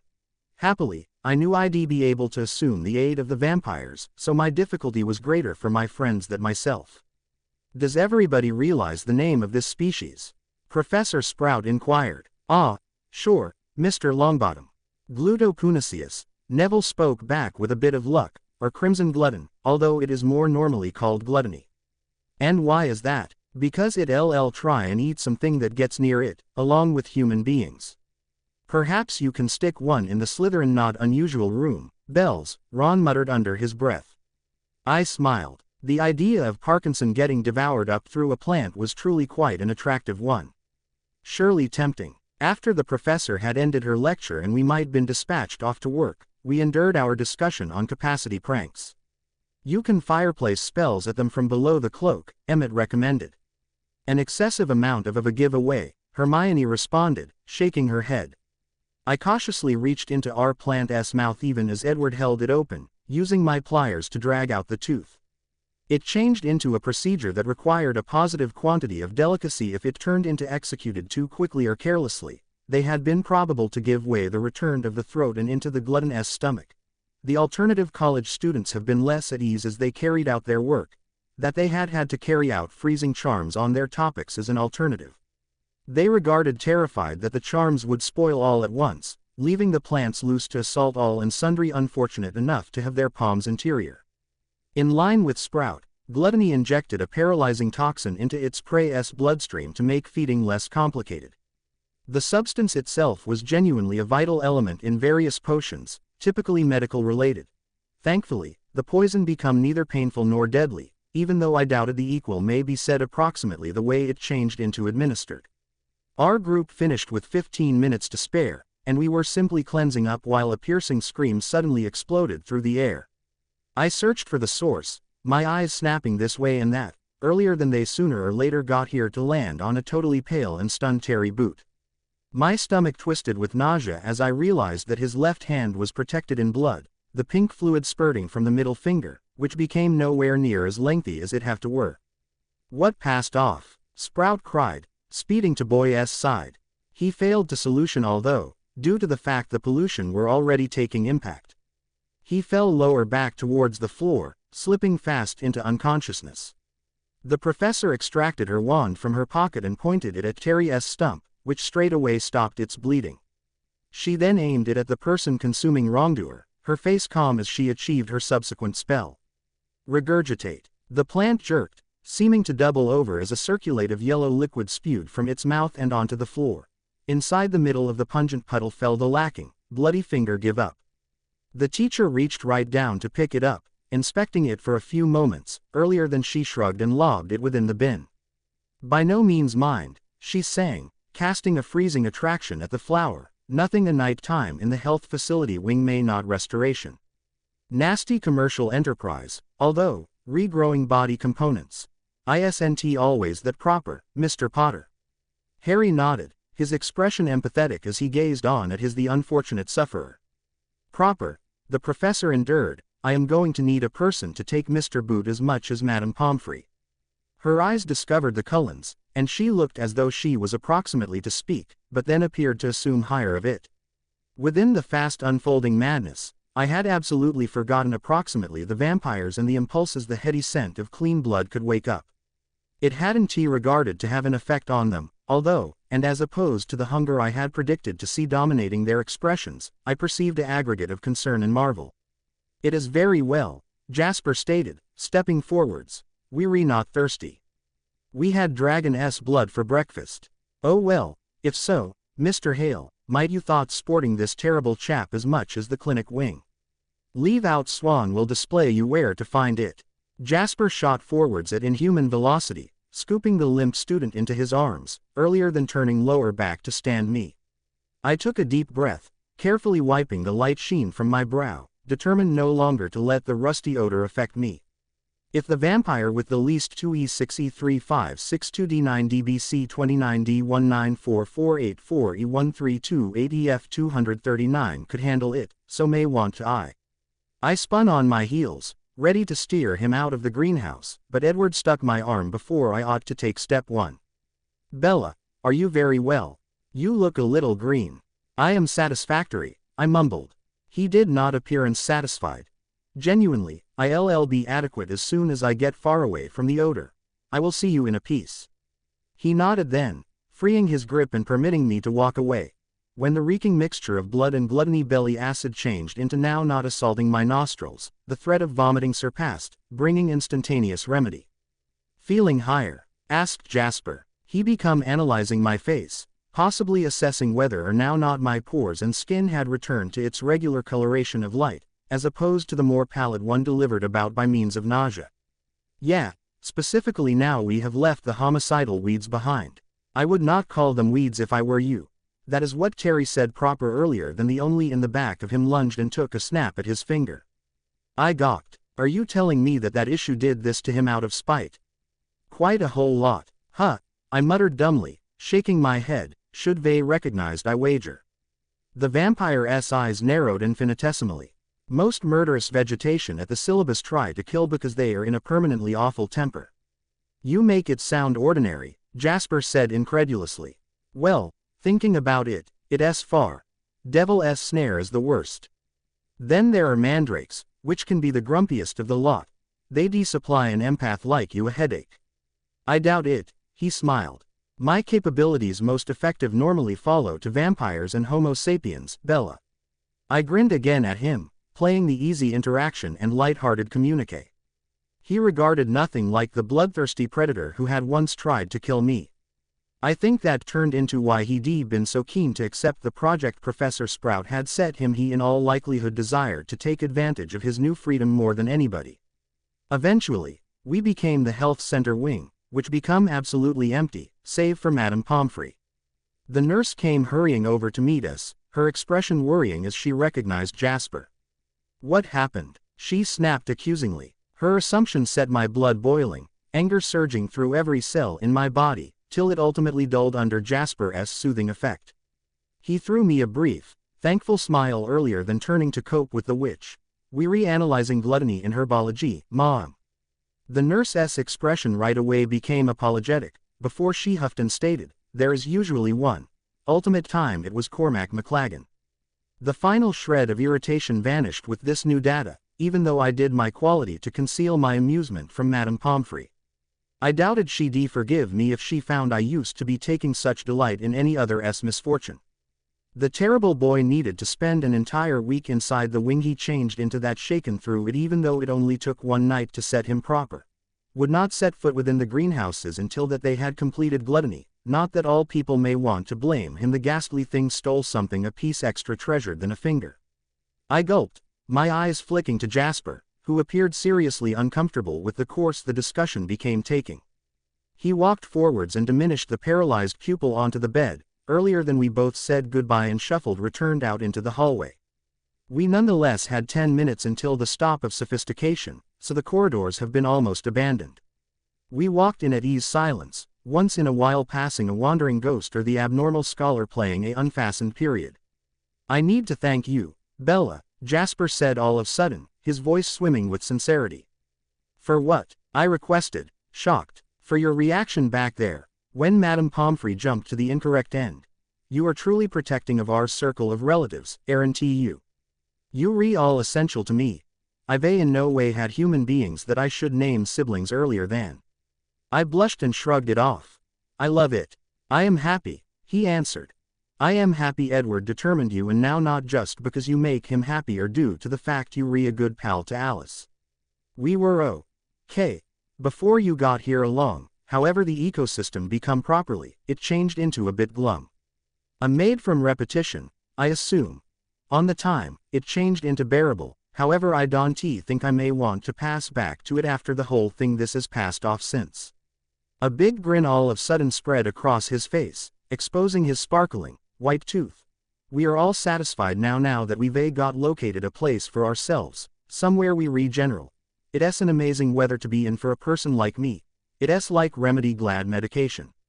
Happy remedy, I repeated, considering his desire of word. It failed to take me lengthy to determine that I favored it. If Jasper, the most temperamental and morose vampire of the bunch, was enjoying his new lifestyle, I was convinced that the others would be equally content material. We sank lower back into the relaxed silence, ultimately exiting onto the grand staircase. Magnificence is set to finish, I said eventually. We may as well await the others in the not unusual room. There'd be no factor now going back down to the greenhouses now. Besides, I have had sufficient of these beastly plant life for someday. I set off hiking, thoughts of the nice and cozy fireplace and snug armchairs filling my thoughts. It wasn't until I turned to stroll up the subsequent set of stairs that I registered Jasper's absence. The honey-haired vampire became still rooted to the spot beside the door, his eyes glassy as if he became having one among Alice's visions. I think he trailed off, rapidly, and then his eyes resumed cognizance. He seemed up at me then, his face alight with mischief. I think I've simply found out how to pay off our Slytherin friends. I did not assume twice as I raced back down to his aspect, taking the stairs 2 at a time, notwithstanding my stability issues. Beasts, he whispered excitedly, carefully scanning the close-by pictures to make sure he hadn't been overheard. Being an empath, he did not need to peer my expression to read my confusion. He became his lower back to me and stated, "Get on. I'll show you after we get returned to the tower." The second one my legs and arms had been locked firmly in roll, he rocketed away, tearing up the stages like a missile, too impatient to journey at a sluggish, human pace. "What?" he requested once I laughed at him. I shook my head and laughed again. He did not lower me to the ground till we might surpassed into the boys' dormitory, but the 2D he become unfastened. He dove in the direction of the chest on the foot of Emmett's mattress, rummaging via its contents till he pulled out a red field labeled Hypnotic Fudge Beastly Edition. I known it because the candy his brother had sold in Zester's palace for the duration of our visit to Uluru. "In case you promise to smuggle a digital camera below the cloak when you sneak into Slytherin," he explained, "I am sure Emmett would be glad to donate his Australian purchase to the cause." And much like that, the ultimate thread inside the fabric of my dating with Jasper became sewn into region, sealing our connection and strengthening our friendship further nevertheless. Now that he not needed to spend each second specializing in reining inside the bloodlust, his unique nature would sooner or later be capable of battle its manner to the leading edge, the charismatic strategist curved mischievous brotherly parent overpowering the weakened monster. A depraved smile crept onto his face, mirroring my own, and we unexpectedly got to work, the plot evolving as we conspired. I had a feeling this will be the start of a beautiful thing. I could see it now. Jasper Whitlock and Isabella Swan, infamous companions in crime. It become Regent aid and the plan was set. After Jasper's stroke of brilliance, everything else had clicked into Regent. By the point the others had returned, we had finished our formulating, each people sprawled out on separate beds, guffawing our heads off. Edward, of course, was already in on the scheme and, accordingly, helped us to provide an explanation for it to the ones nonetheless out of the loop. The most effective person who expressed reluctance turned into Hermione. Over the course of the day, she had come to be more and more resolved on the idea that the secrecy serum could not stay within the ownership of the Slytherins, no matter that, however, she had her reservations while it got here to prank-related subjects. I do not know that this is this type of proper concept, she stated as Alice and I slipped into our black leggings. I wasn't certain why, however the pixie had insisted we dress for the occasion whilst in comparison to a number of the matters she depressured me into in the past, however, this became rarely something to whinge approximately. By the time I had finished dressing, I looked like the stereotypical secret agent. The best thing I wished now changed into an earpiece. You want a code call, Emmett mentioned, after we decrossed back over to the lads' dormitory. I vote Goldeneye and Black Klutz. I threw him a disgruntled appearance. Do not be ridiculous, Alice snorted. Goldeneye is both unoriginal and a lifeless supply away. How approximately Dolce and Gabbana. How about we simply move? I suggested, stuffing the hypnotic fudge into my backpack. Alice grew to become her back to me, awaiting my palms to fasten around her neck. While I was securely in function, Harry threw the invisibility cloak over the top folks, concealing us from view. Proper, stated Ron, you are prepared.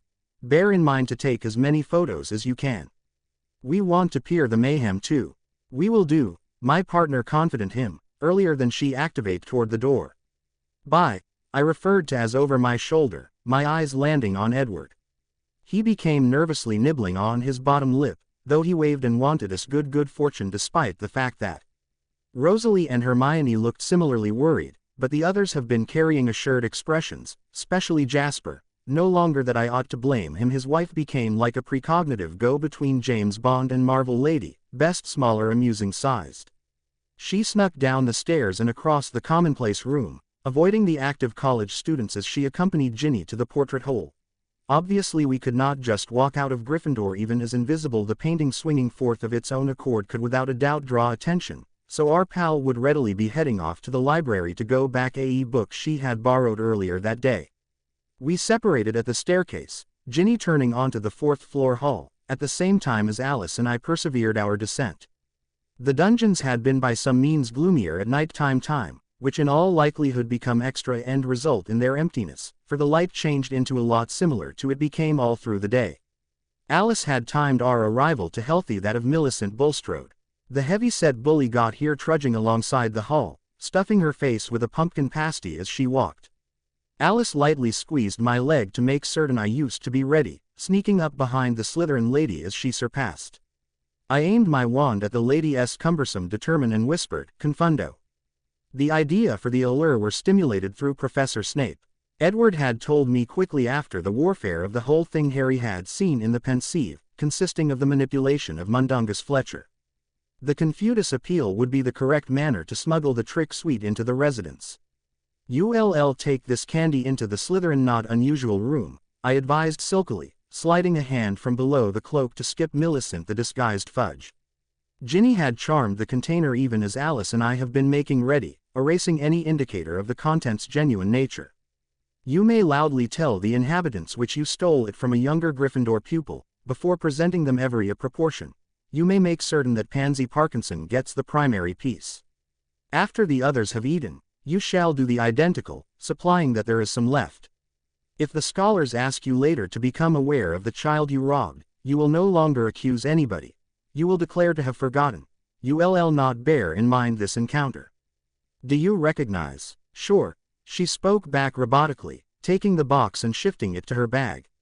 Cross, commanded Alice. She followed the girl silently, her footsteps inaudible against the stone floor. Subsequently, Millicent got here to a stop in the front of what regarded to be a clean wall, even though I already knew from Ron and Harry's description that it became the doorway to the Slytherin common room. Parselmouth, she called. The wall slid open to admit us. The second one I noticed the lengthy room, I mentally thanked my fortunate stars that I used to be in Gryffindor. The tough stone walls and the inexperienced light emitted via the hanging lamps gave it a cold, creepy sense when it came to indoors design. It wasn't tea to my flavor at all. "Look what I've got," Millicent exclaimed, waving the box of fudge above her head, causing dozens of eyes to unexpectedly consciousness in on her. "Stole it from an ickle, child Gryffindor. Who wants some?" The pupils cheered and jumped up from their places, each of them charging to make certain they received their percentage. "You have to truly get some, Pansy," the female announced, handing her buddy a piece. "That stunt with the mudbloods become genius. Wasn't it simply?" Pansy laughed derisively. I suppressed the urge to growl at the horrid scholar, as a substitute inclined her to eat the offering. Fingers swiped at the fudge from every path, the crowd surrounding Millicent growing by means of the second. I breathed a happy sigh as they each crammed a bit into their mouths and started chewing. At the beginning, I conceived the fudge was faulty, because the only response the scholars gave were superb ones, savoring the flavor, their eyes glittering with delight. Unexpectedly, but, someone released a totally pig-like snicker which was then followed by way of a chorus of pig-like snorts, at the side of a spherical of stressed clucking, frantic mooing, and loud bawing. It turned into like track to my ears a symphony to rival those of the even finest musical composers. Alice became her head to study me, the bridge of her nose wrinkling as she laughed silently at the hysterical spectacle. We took as many snapshots as possible.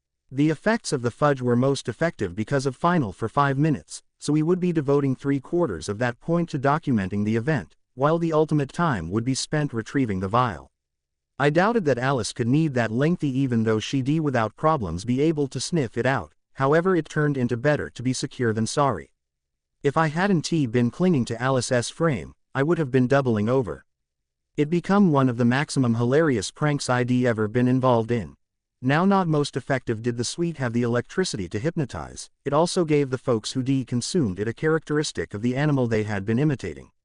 Pansy Parkinson had sprouted a snout, and had dunked her face into a container of sweets that were left through the fireplace. I assume her IQ have been reduced to the point in which she didn't assume to apply her fingers. Whilst she in the end surfaced, the lower part of her face became blanketed in melted chocolate. The camera flashed. Goyle seemed to be underneath the influence that he turned into a turkey. The pores and skin of his neck become wrinkly and saggy. It would have appeared almost normal on a 100-year vintage man. Nearly. He ran the length of the commonplace room, hands outstretched, gobbling frenetically as he went. I laughed so difficult I notion my ribs might crack. The digicam flashed. Daphne Greengrass did not seem to thoughts the pandemonium she turned into preoccupied with ingesting her homework. The Billy Goat beard become a nice touch. Perhaps the Slytherins were into furry women. Beside her sat her sister, Astoria, in conjunction with Theodore Knott, both of whom had sprouted comparable beards and were handling to sink their enamel into the leather armchairs. The camera flashed. What the hell? My eyes snapped to the far stop of the room in search of the only who had cried out. Through the jumble of flailing palms and rushing bodies, I controlled to make out a very bold overblazed Zabini. Draco Malfoy stood beside him, his mouth placing open as he took within the scene. They'd likely heard the racket from their dorms and had decided to come and investigate. "Preserve on," Alice whispered, earlier than darting across the obstructing college students, preventing handiest while we were meters from the pair. She held the digital camera on the prepared, manifestly knowing in advance that a lovely Kodak moment changed into about to spread. A vicious grunt from throughout the room demanded my interest. My gaze locked on Millicent. She become obvious at Blaze like he'd accused her of being a mudblood, foaming on the mouth as her fury escalated. Her shoes had fallen off, thanks to the truth that her feet had morphed. She scraped a hoof against the floor and leaned forwards. My eyes found Blaze again. He wasn't dressed in his school robes he'd modified into something a little greater cozy. Rather, he become sporting baggy denims and a helix mapping, woolen t-shirt a bright purple, helix mapping, woolen t-blouse crimson being the operative word. The digicam flashed a dozen instances as Millicent commenced her rate. The entire component seemed to play out in slow motion. Her saliva splattered outwards as she beat her feet against the stone ground, grunting madly as she went. Blaze's face horror-struck, his frame unmoving, immobilized through sheer terror. Possibly he anticipated his fellow Slytherin to halt as she reached him, or slow down at least. Luckily, she did not. When simplest a meter or so separated her from her target, she released herself from the ground, seeming to summon as a lot strength as she may want to propel herself via the air. Blaze's screams of dread have been reduced brief because the attacker's head collided with his chest. His eyes bulged to ridiculous size, and he fell backwards towards the ground, thoroughly winded, Millicent tumbling after him. Even after she collapsed on top of the unfortunate Slytherin, but the force of her jump dispatched her sliding forwards, in order that she ended up with her face pressed against the stone floor, her giant bust smothering the boy's face. His legs kicked madly at empty air as he desperately fought to free himself. It was little need, even though Millicent was truly too heavy.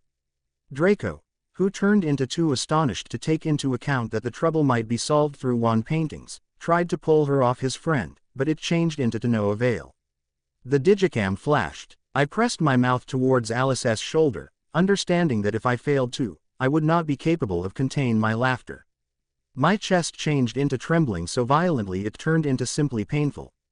My eyes packed with tears as I regarded on at the chaos. It became glorious. In the following couple of seconds, Blaze controlled to show his head to the side so that he was loose to speak and breathe. "Grr off me," he managed to choke out. Millicent lay unmoving. She knocked herself out with the blow, so even though the magic wore off in advance of time, she wouldn't be moving to free her sufferer. Draco persisted his attempts to transport her, but he became having no good fortune. The icing at the cake came from the first year I regarded as Malum Maugrain. Till now, he'd been seeking to round up the bawling, woolly students, but had given up whilst his efforts endured to prove unsuccessful. He trotted fortuitously over to the sprawled couple, his tongue lolling out, even as his tail wagged cheerfully behind him. Draco gave a cautious pause, lots to Blaze's irritation. He became distracted from that, but, when the little boy cocked his leg and began marking his territory, most of it soaked into his trousers, however the bit that failed to trickled onto my nemesis jeans. Blaze stopped struggling at once. The digital camera flashed. "Please inform me auntie," he uttered, his voice disbelieving. Malfoy's answering silence stated all of it. We left the insanity at the back of us then, having snapped sufficient photographs to meet the others. There had been no staircases like I had anticipated there to be. Instead, there was a corridor which branched into two. Alice took the one main off to the right. I questioned in brief what gadgets the founders had established to prevent the lads from sneaking off into the dormitories forbidden to them. An entice door, perhaps, or a steel drop gate. I cast the concept aside as Alice stopped at the 0.33 door, and held my breath as she driven I open, earlier than sliding into the room. Certainly, there had been no home windows. We had been under the lake, in the end. The mild become an awful lot similar to it have been in the not unusual room, green and eerie against the darkish timber furniture and the ivy bedspreads. The partitions and ceiling had once more been produced from rough stone, and had severe small alcoves built in to shelve the students' possessions. Alice at once darted to one protecting some of framed snapshots. Pansy became found in every photograph, although she stood alongside one-of-a-kind human beings. One changed into of her with her Slytherin girlfriends. In any other she stood beside individuals I took to be her dad and mom. The photo in the biggest and maximum ornate body showed her sandwiched among Draco and Blaze. The inky-haired vampire sniffed at the last picture and removed it from the shelf. She stared at the vacant space for no extra than a second, before accomplishing her hand as much as sees at the empty air. "We're given it," she sang. It took me a second to remember the fact that the vial might have become invisible after being dipped in the serum. I was unexpectedly grateful that I used to be venture this project with a vampire. There was no manner I might have been able to discover the potion by myself. Alice handed it back to me and waited till I had located it within the bag. While that became completed, she rapidly flew from the room, darting lower back alongside the corridor and into the main place. The area was an absolute sty, and that became setting it mildly. I could barely accept as true with that so much destruction ought to occur in this type of short space of time. Papers were scattered anywhere, ink became splattered all over the walls, the scholars' clothes have been ripped and tattered, deep chunks had been missing from the leather-based chairs, a desk had collapsed after one of the legs had given manner, and the emerald and silver hangings had been pulled to the ground. Alice took one final image, earlier than shooting throughout to the go out, formally ending our time in Slytherin residence. We didn't need to be inconspicuous about our departure. All people became far too busy toward the wall sliding open. The second one it had shifted back into place, the two of us burst out into a healthy of unstrength of mindlable giggles. I cried shamelessly, dabbing at my eyes with one hand, my other nonetheless firmly wrapped around my first-class friend's neck. That became awesome, I wheezed among giggling. Alice nodded, not able to speak as she shook and clutched her stomach. Fantastic, she agreed ultimately, as soon as we would both controlled to calm down. Come on, let us get back. The others are loss of life to recognize the way it went. Edward attempted to commentate, however he changed into guffawing too much to make a decent activity of it. Emmett and Jasper are becoming impatient. I gripped her tighter as she zoomed off through the dungeon maze, smiling broadly as we tore up the winding staircase and out of the gloomy sublevels. The entirety had opened up perfectly, however it wasn't till after we would performed our prank that we hit one critically fundamental snag. As we launched up towards Gryffindor Tower, Carlisle came taking walks out onto the staircase with Hagrid, his eyes without delay narrowing in confusion. My heart began pumping madly as Alice slowed to a forestall. Agree with it to be this night while Hagrid, a blind spot in her vision, determined that he desired to roam the citadel past his usual hour. The pair had simply turned out of the fourth ground corridor, so I thought they had been touring the library. It made experience, thinking about that they had been each sporting a pile of books. Well, I will see her tomorrow, Professor. Carlisle blinked unexpectedly, as though exiting a trance, before he became his eyes at the gamekeeper and stated, "Oh, sure, good night, Hagrid. See you the next day." He smiled as he waved the pinnacle of Gryffindor goodbye, his golden eyes trailing after the huge guy who turned into now making his manner down the steps. Alice pressed us against the wall as he surpassed, the two people handiest just lacking him because of his massive girth. While he eventually disappeared from sight, Carlisle's smile dwindled and his eyes landed on my associate and me. He shook his head and smiled, before turning to walk up the stairs. You two had higher follow me. Exceptional, I thought, now we are in for it. Alice threw me an irritated look. I gawked at her, as though to say, what are you going to tell me? I ought to have asked my heart to be quiet for a minute or two. She observed Carlisle silently till we reached the fifth ground, wherein he held the door open for us, waiting till we would pass into the hall. Alice already knew the way to her parents' office, so she walked ahead, beginning the door and getting into the luxuriously supplied room. The room became superb, and good-sized tapestry bordered through gold taffeta hung on the away's wall. Its length and vibrancy made it the room's principal feature, and that I marveled as my eyes traveled over the utopia it painted. It showed a lush lawn inhabited by way of every manner of creature. The sky became an enthralling gold, rendered with the mild of the setting solar, which stuck the edges of the timber and animals. My gaze lingered on the unicorn lying inside the color of the orange tree. Its white coat became adorable in opposition to the nice and cozy tones. I fast realized that the Esme had coordinated the rest of the room to suit with the tapestry's color scheme. Gold, silk curtains trailed from ceiling to ground beside the huge home windows, while the two white couches by the fire have been loaded with cushions crafted from gold, orange and magenta material. Esme looked up from her paintings, her forehead wrinkling in confusion as she sniffed the air. "So, ladies," stated Carlisle, "would considered one of you care to give an explanation for why you've got been sneaking around the castle? I am assuming that the reality that you each invisible way you've got been up to no proper." Alice huffed and pulled the cloak from over us. Esme gasped, leaving her table in the back of as she went to stand beside her husband, the two of them sporting expectant expressions. I sighed, loosening my grip so that I should stand beside the pixie-like vampire. "Why are you each dressed such as you just tried to interrupt into a vault?" Esme questioned. She raised an eyebrow at us, looking ahead to our response. Evidently she become taking her new activity very seriously. I gave a quiet, frightened laugh, exciting preference of words. Alice elbowed me inside the ribs, an motion which wasn't overlooked via her mother and father. I winced and rubbed at the spot she'd hit. It have been mild enough that it would not have hurt had her skin been made from a substance a bit much less tough. "Bella and I have been on a task," she explained, her expression unapologetic. "What form of challenge?" asked Carlyle. There has been a quick second of silence, earlier than Alice just came out with it. We broke into Slytherin. My eyes bugged out in their sockets and my jaw dropped. Alice appeared unconcerned, even though Pansy Parkinson stole a vial of Celocolaridus invisibility serum all through our first lesson with Professor Slughorn. That is why she became capable of Spike Bella and Hermione's beverages last night time. We might already decided that the Slytherins would not forestall abusing the potion's power till it ran out once I had the vision that confirmed it.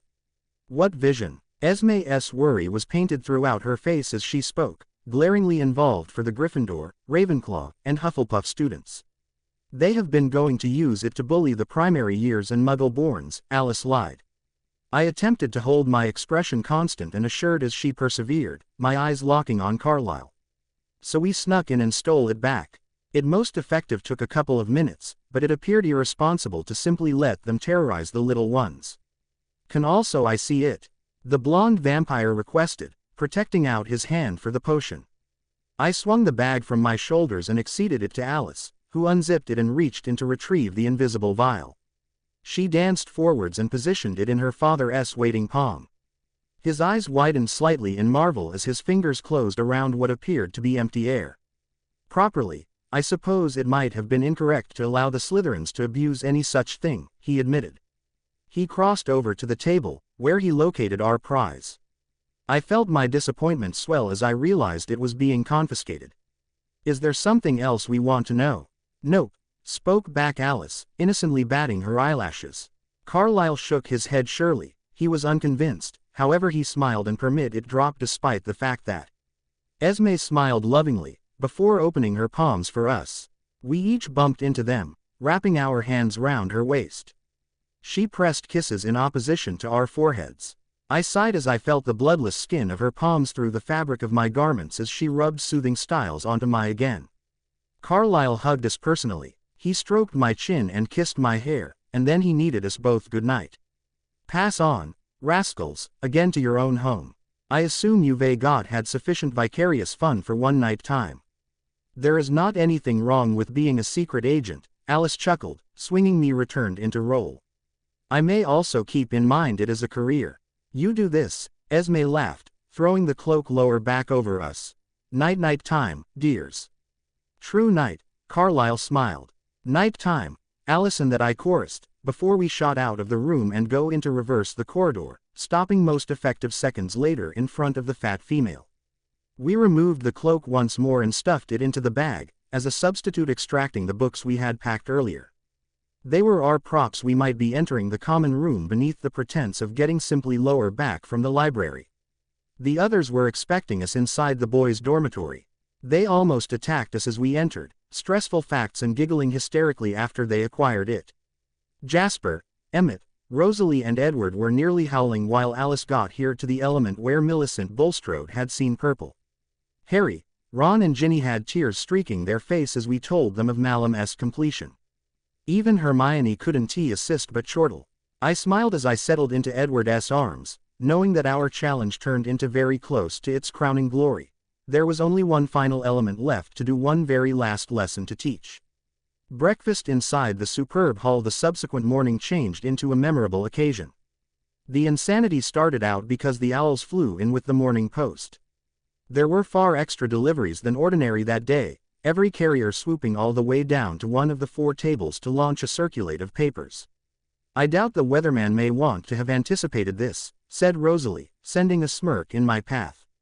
Within a remember of seconds, the Gryffindors, Ravenclaws, and Hufflepuffs broke out into deafening laughter, a few of them banging their fists in opposition to the tables as they studied their put-up.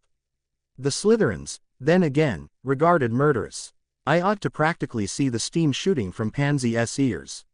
Millicent became gripping the desk furiously, her enamel clenched in rage, the tendons on the back of her palms sticking out grotesquely. That is the great day of my life, Seamus cried, wiping away his tears. I am never going to have problem conjuring a Patronus again. Aha, so we had been justified. Our actions intended that our friends might by no means be dinner for the Dementors. That become all of the excuse I wished. Emmett and Jasper laughed louder than all people. They had already seen the transferring photos after we would develop them, but that did not reduce their entertainment. Alice and I had taken them to the Ollery in advance that morning. While I had been dispensing the pages amongst the owls, the vampire had waited outdoor, no longer wanting to frighten them. Happily, Talto have been tight sufficient to keep her business enterprise. I was starting to fear about that chook he changed into a little too fond nowadays of Alice, Rosalie and Esme. I had a slump he became smitten. Common.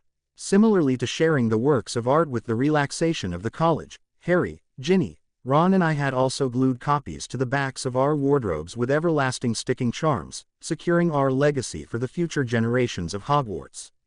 I grinned at Alice. She smiled, returned at me, revealing 2 rows of high-quality teeth.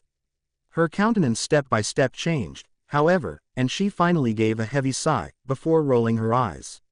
I threw her a thinking glance.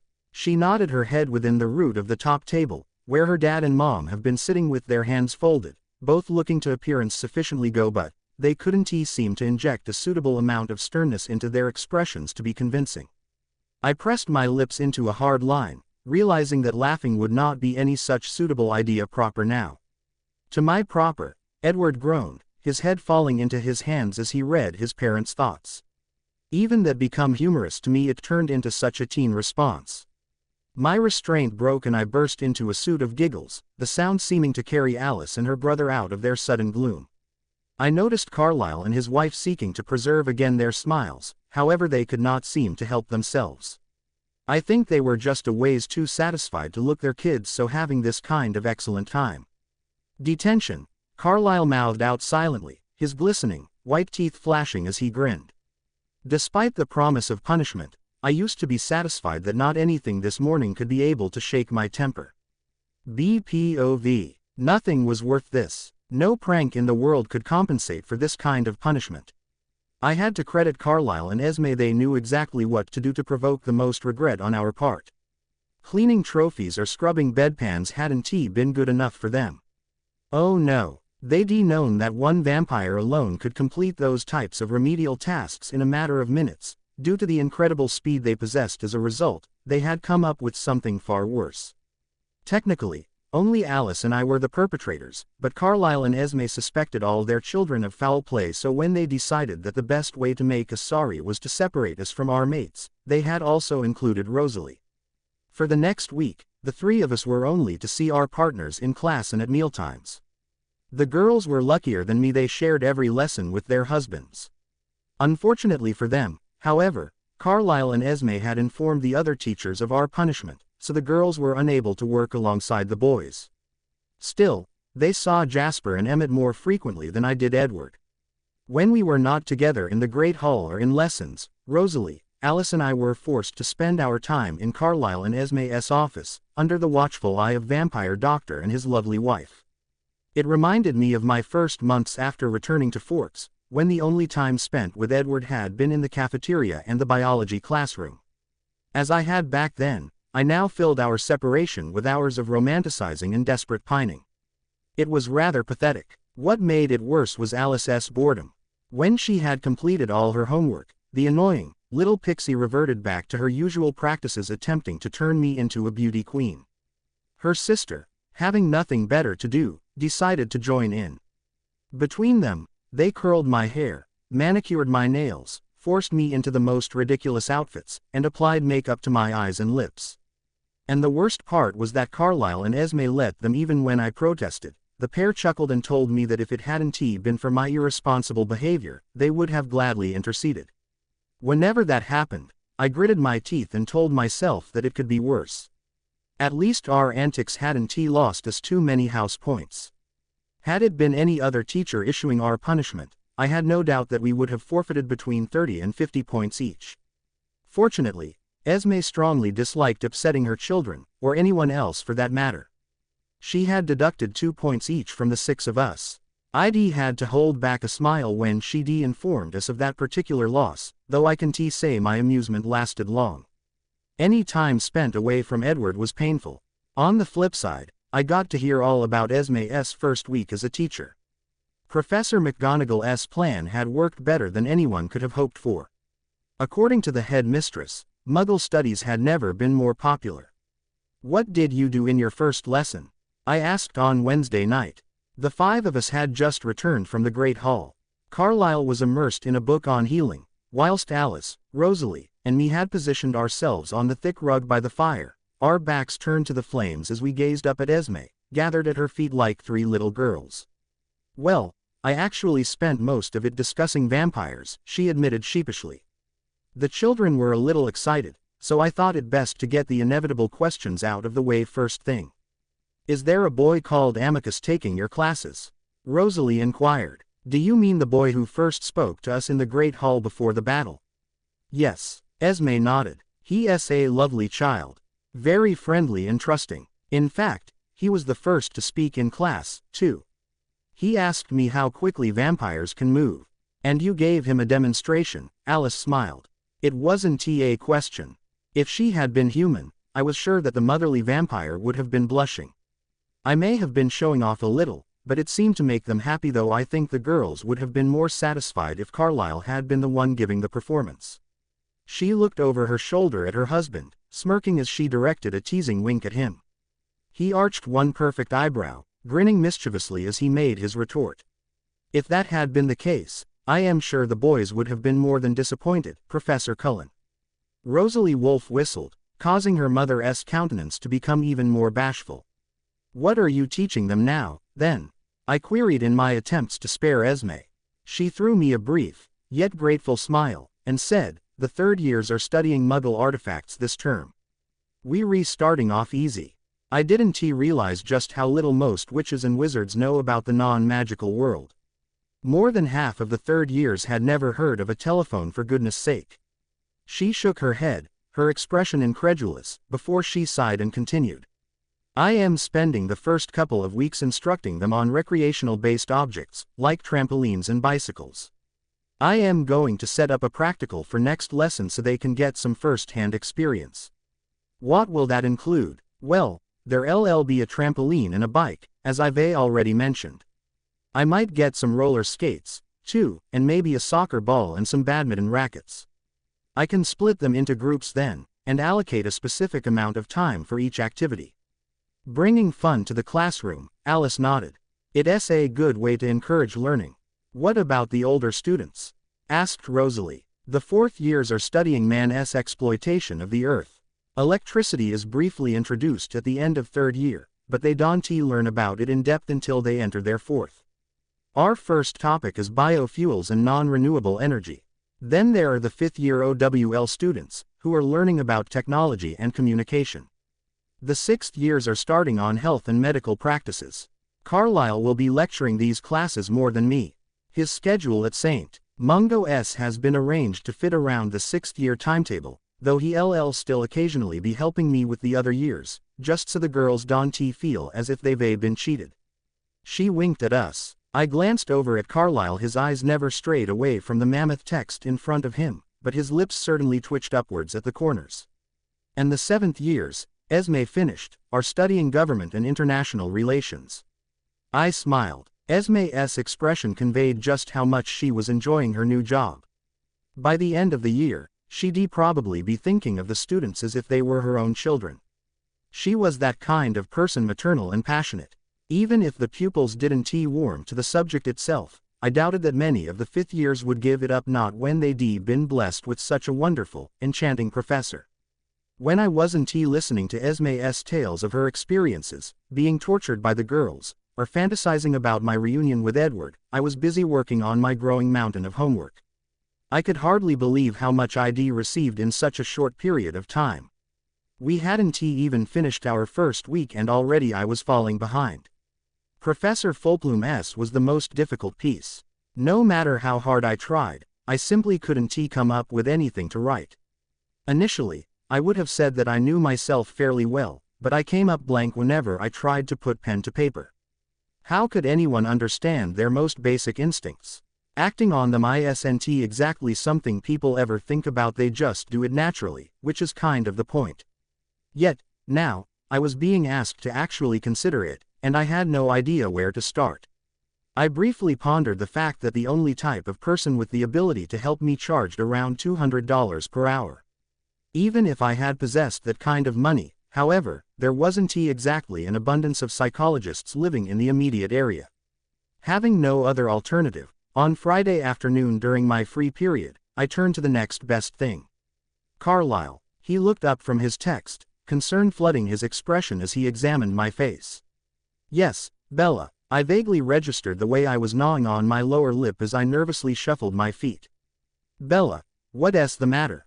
You look troubled. I blushed lightly, my eyes flying over his head to the giant tapestry. It was easier to discuss my predicament when I wasn't making eye contact. I am having a little trouble with my transfiguration homework. His brow furrowed in confusion. But transfiguration is your best subject. I know, I sighed, but it's not the magic I am having difficulty with, it's the theory. I closed my eyes in embarrassment. We're relearning about human to animal transformation, but in order to achieve it, Professor Fulplum says we have to understand our most basic instincts and, well, I don't really feel like I know myself that well. After another moment of humiliating blushing, I dared to meet Carlyle's eyes. At first, his expression was shocked, though I couldn't determine why, but then it morphed into one of understanding. Rising from his chair, he placed a hand on the small of my back, guiding me over to the comfortable sofas, where we both sat down beside one another. Although I am sorry you're experiencing difficulties, Bella, he said gently, I can't deny how happy I am to have you come to me for something like this. My children rarely seem to need the help most would ask of their parents, but I suppose that's only to be expected considering their age and experience. It's nice to feel like a real parent every now and then. I felt the heat recede from my cheeks at his words. It was just too easy to think of him as a second father nowadays. And please don't feel embarrassed if there's ever something you need to discuss. You know that Esme and I are always here to offer our help if ever you should need it, regardless of the matter. I nodded, waiting for him to continue. Obviously, Edward is the specialist when it comes to human psychology and behavior, but, as you already know, I've been around long enough that I think I can safely say I've developed a decent awareness myself. Of course, I also know you well enough, I think, to be able to attest to the fact that you are not like most humans. His eyes turned thoughtful then. When you were young before you discovered your abilities, what was your life like? That wasn't such a difficult question to answer. Everything had been fairly basic. I'd always been reserved, limiting myself normally to the company of the household my mother. There were a few people I'd hung out with at school, but I would have called them acquaintances, rather than friends. I didn't spend much time with them out of school hours, those I'd reserved for taking care of my scatterbrained mother. Carlyle's focus never deviated as I told him of my past. Every now and then, he would give the occasional nod, never seeming surprised by anything I revealed. I guessed that Edward had already filled him in a long time ago. Though, I am fairly sure I know the answer. What is the most important thing in the world to you now? Edward, I stated firmly. I paused for a moment, my eyes narrowing slightly, before I tagged on the end, and, of course, all of you, my family. Edward and my family are the most important things to me. Carlyle nodded again, smiling lightly as he considered my answer. Now, he said, think back on everything that has happened to you since you moved back to Forks, the incident with James, your visit to Volterra, the fight against Victoria and her army of newborns, everything. Think back, and tell me how you felt through those key experiences. Well, with James, I wanted to protect my mother, and I was also afraid for Edward and the rest of you. I didn't want any of you hurt. You risked your own life to protect the family, Carlyle nodded, urging me to continue.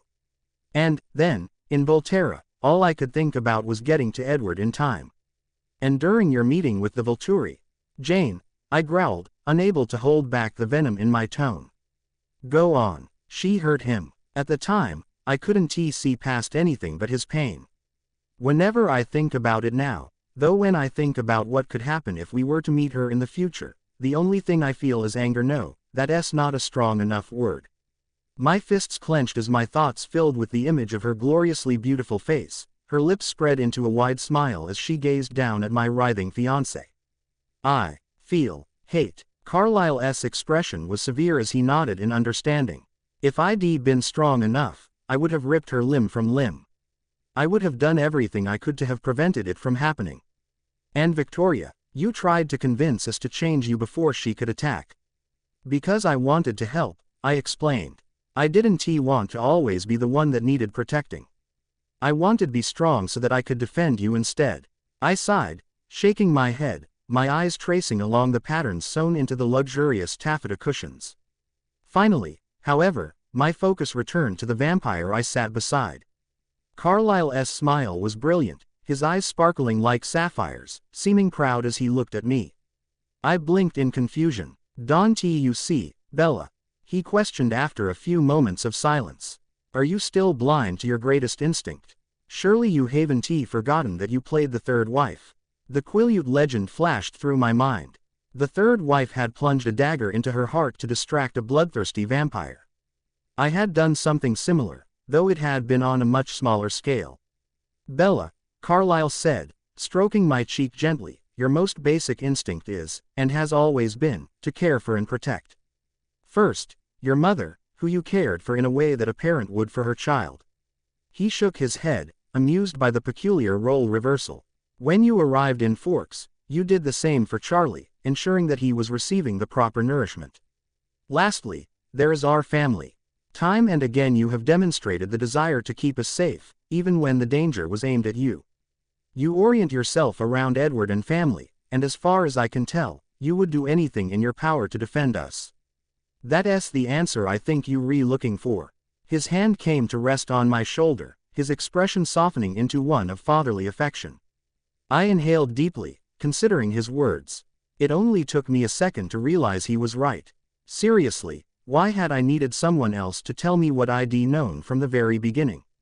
It was obvious now. Of course my priority would be to protect Edward and my family. They were everything, the brightest stars in my universe. If they were to disappear, everything would fade to black and reason would vanish. It only seemed natural to want to do everything that would ensure their safety. My eyes found Carlyle's, unsure how to properly convey my gratitude.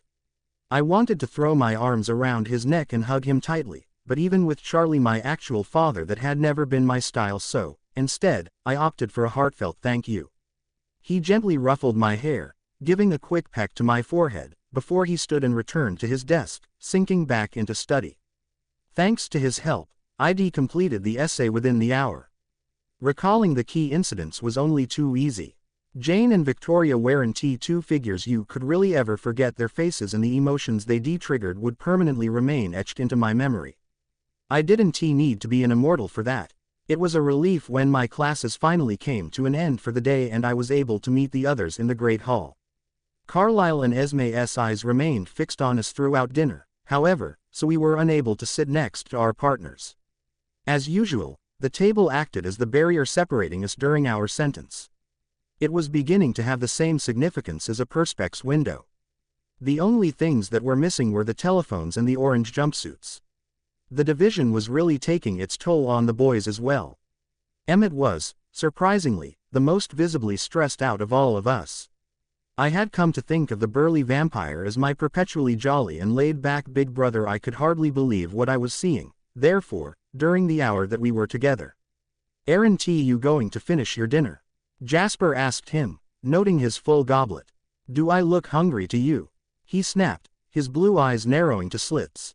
"Obviously not, but, and why the hell are we taking dinner?" He made quotation signs in the air, his voice rising an octave, "out of a goddamn cup anyway. I don't need to be emasculated, thank you very much."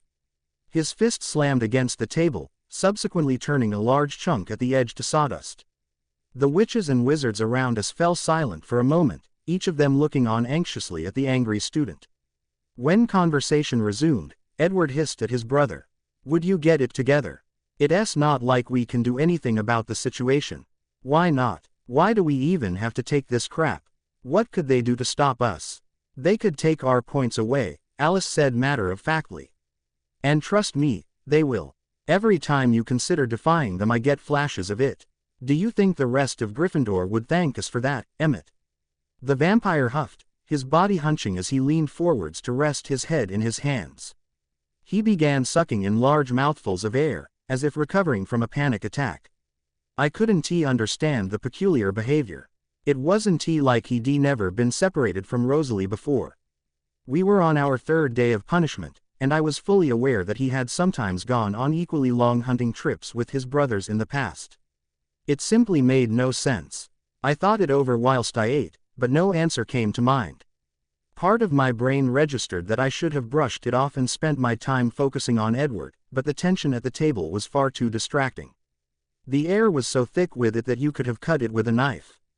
Even Alice, the most cool-headed of the bunch, looked like she was having extreme difficulty holding her place. I pondered her expression as I reached for the fruit bowl, closing my fingers around a shiny, red apple and hesitating as I brought it to my mouth, too preoccupied with the puzzle to consider breaking through the crimson membrane. I absently brushed my lips back and forth over the skin, oblivious to the room around me. It was Edward's expression that pulled me from my trance, impossible to overlook as it was. I gave a tiny gasp, blinking in confusion as I studied him more closely. He was perched on the edge of his seat, eyes glued to the apple at my mouth. His expression, though certainly less severe, reminded me of the one he had worn the first time I had sat with him in biology. It was intense and penetrating hungry, almost his irises darkening a shade whilst his breathing accelerated with an undeniable excitement, one which I simply couldn't fathom. I felt naked under his scrutiny. It didn't help that his eyes gradually began traveling downwards. For the longest time what seemed like hours I couldn't look away. My shock was too great, and I seriously began casting my mind back over the previous minutes, trying to pinpoint anything that would have provoked such powerful emotion. I came up blank, though, my thoughts blown into a whirlwind of pandemonium under his ravenous stare. It was Jasper who released me from it. His fingers snatched at the collar of Edward's shirt, the movement so quick that I very nearly missed it, yanking his brother backwards off the bench, before repeating the process with Emmett on his other side. "That is it," he growled. "I've had it with the pair of you. You're as bad as one another and it's driving me insane." He towed them away like an angry guardian would a couple of misbehaving children, ignoring their protests as he forced the two in the direction of the professors. I could do nothing but gawk as the empath threw his brothers before Carlyle and Esme, speaking in exasperated whispers that I was sure would only be distinguishable to a vampire's ears. "Please explain to me what just happened," I demanded, turning my head to the girls. Unfortunately, they appeared to be just as mystified as I felt, their brows knitting together in confusion as they exchanged baffled glances. "They leaving," Alice said suddenly, her voice saturated with concern. "Leaving," she nodded distractedly, unable to tear her eyes from her irritated husband. "They going hunting. Jasper thinks they all need to take down some grizzlies." "But why?" I asked. "They never thirsty anymore. The dragon's blood sees to that." It was true their daily doses not only satisfied their thirst, it completely banished the venom for a time as well. Their eating schedule was now much closer to that of a human than it was to a vampire's. The only reason they had stuck to their fortnightly trips in the first place was that anything else would have been wasteful. Sure, they could have eaten smaller portions more frequently, but that would have meant that more animals would have died, and the majority of blood would have been left unused. Hunting now made no sense. Their eyes were far from black, and as long as they stuck to their daily meals, there'd be no reason for them to ever have to leave the castle for such purposes. "Well," Rosalie breathed, "I have no idea as to Edward's behavior, but I could hazard a guess in regards to Emmett's." I was about to press the issue, but the boys came walking back towards us before I got the chance. Although relief was visible on all of their faces, embarrassment was the most dominant on Edward's. He tried to smile upon reaching me, but it looked forced and shaky. "What's going on?" I questioned mentally. I didn't even have to concentrate this time to open my mind to him. He flinched in surprise, before shaking his head and sighing heavily. "We all just a little frustrated." I didn't miss the soft edge in his voice. Whatever it was that was going on, he didn't want me to know about it. "We need to release some aggression. Be vampires for a couple of hours." "Days," Emmett corrected moodily. But you hunted just over a week ago. It's not like you've been forced into tameness for a long period of time." Edward shook his head again, running his hands through his hair immediately afterwards. "It's difficult to explain, Bella. We just need to go let off some steam, and now is the perfect time to do it, what with it being the weekend." "Did I do something wrong?" No, of course you didn't." "Then what was that about just now?" "It was nothing. Nothing." You looked like you were thinking about pouncing at me." He gave a single laugh, though I couldn't detect any trace of humor. It was closer to nervous, the musical sound coupled with a faint note of hysteria. Now I was really confused. I'd been expecting him to deny it. "We just need to get out for a while," he repeated, stifling my questions with a kiss. He didn't seem to care that the eyes of almost every female in the room were on us, nor was he bothered that he was violating the rules set out by Carlyle and Esme. We glanced briefly in their direction after it ended. Carlyle's face told me that he'd allow this one defiance, which, in truth, was only to be expected considering his forgiving nature. The others kissed their mates goodbye too, the displays of affection heartfelt despite their shortness. Finally, when the boys had finished conveying their tender gestures, they sped towards the doors, never looking back in their haste to escape the castle. EPOV. We flew from the hall with all the speed we could muster, whizzing past the portraits on the grand staircase in our efforts to reach our parents' office. If it hadn't been for the fact that we were vampires, we would never have been granted permission to leave the school. Desperate times call for desperate measures, however, and I think the three of us could all safely say that we getting pretty desperate. I wasn't sure who was in the worst state.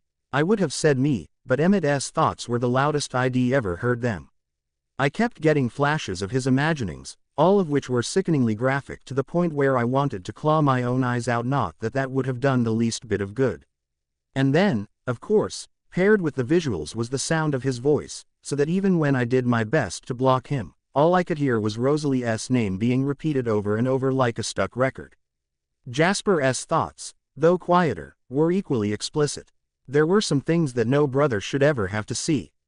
Obviously, the powers that be had decided that I needed to be punished. I'd probably been a tyrant in a past life, an evil despot responsible for mass suffering. I could see no other reason why I was being subjected to such horrific images. I shuddered as we reached the office. Emmett was the first to step through the door. He immediately headed over to the grand fireplace, quickly extracting a handful of powder from the bag on the mantel. The flames turned green as they reacted with the dust, and my brother wasted no time as he stepped into the harmless flares. The Cullens residence, Forks, Washington. He disappeared in a flash, sucked into the spinning vortex of the flow network. Jasper and I followed on behind him, and it wasn't long before we were all running through the back door of the house, launching over the river and into the forest beyond. It felt good to be racing through the trees. The speed was invigorating, and after only a few minutes of it, I could feel a peacefulness seeping back into my system. The frustration eased, though I was far from cured. We ran until we hit Mount Rainier, never stopping once to interrupt the soothing silence. Even when we separated to search for game, we didn't exchange words. We were all too focused on the hunt for that. I streaked through the trees like a bullet, my feet barely touching the floor as I ran. 10 miles after leaving Jasper and Emmett, I caught the scent of my prey. The trail, which headed off to the north, was unmistakably fresh, and I guessed that the animal, or mountain lion, to be more precise, could be no more than a few minutes away. I was right. I caught up with her only 90 seconds after detecting her scent. She was stalking through the shadows cast by the tall trees and the overhanging branches, her walk slightly sluggish, probably the effect of a recent meal. Coming up behind her, I released a feral snarl, causing her to turn abruptly, baring her enormous teeth in response to my arrival. She certainly didn't look happy to see me, for which I was glad. I was counting on an angry, vicious opponent, one that would put up a decent fight. We streaked forwards in the same moment, flying towards one another like two excited lovers. Nails swiped at the fabric of my shirt at the flesh beneath, but the sensation seemed so light and delicate that it could have been Bella laying beneath me. Could they been, had it not been for the bitter aroma tainting the crisp air. Thoughts of her sent me over the edge. My teeth found the creature's neck, slicing through the jugular to release the bloody life force. The vein throbbed against my lips, forcing the fluid faster and faster over my tongue as my prey panted and gurgled. Finally, after the excitement reached its peak, the pulse slowed and weakened, falling silent within the next minute. For what seemed like hours, I couldn't bring myself to get up from the rocky earth. I simply laid there, looking up at the murky sky, listening to the soft whistle of the gentle breeze as it blew through the grass and rustled the leaves. I could hear the quiet humming hearts of the small animals lurking nearby, the ones I was terrifying with my mere presence. I should have been more considerate and left them in peace, but I wasn't in the mood to watch Emmett annihilate a bear. The poor creature would suffer more than the regular victim, because its tormentor had far more frustration than he normally did.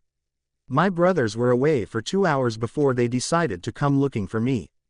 I guess they prolonged their hunt, rather than finish it quickly. Either way, we were all far more relaxed when we rejoined each other.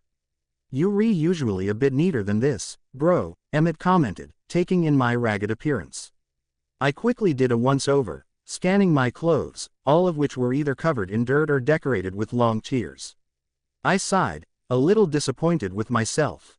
They appeared to be in a similar state, however, a fact which I took comfort in.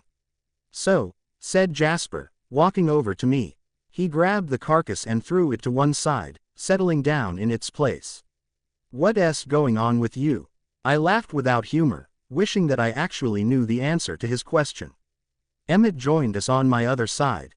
"I can understand my own emotions, even Emmett's, but I am having problems figuring yours out. One minute you're in control of everything, and the next, I barely recognize you." I bit my lip, too embarrassed to speak, which, of course, my brother sensed. "We're not trying to make things difficult for you, Edward.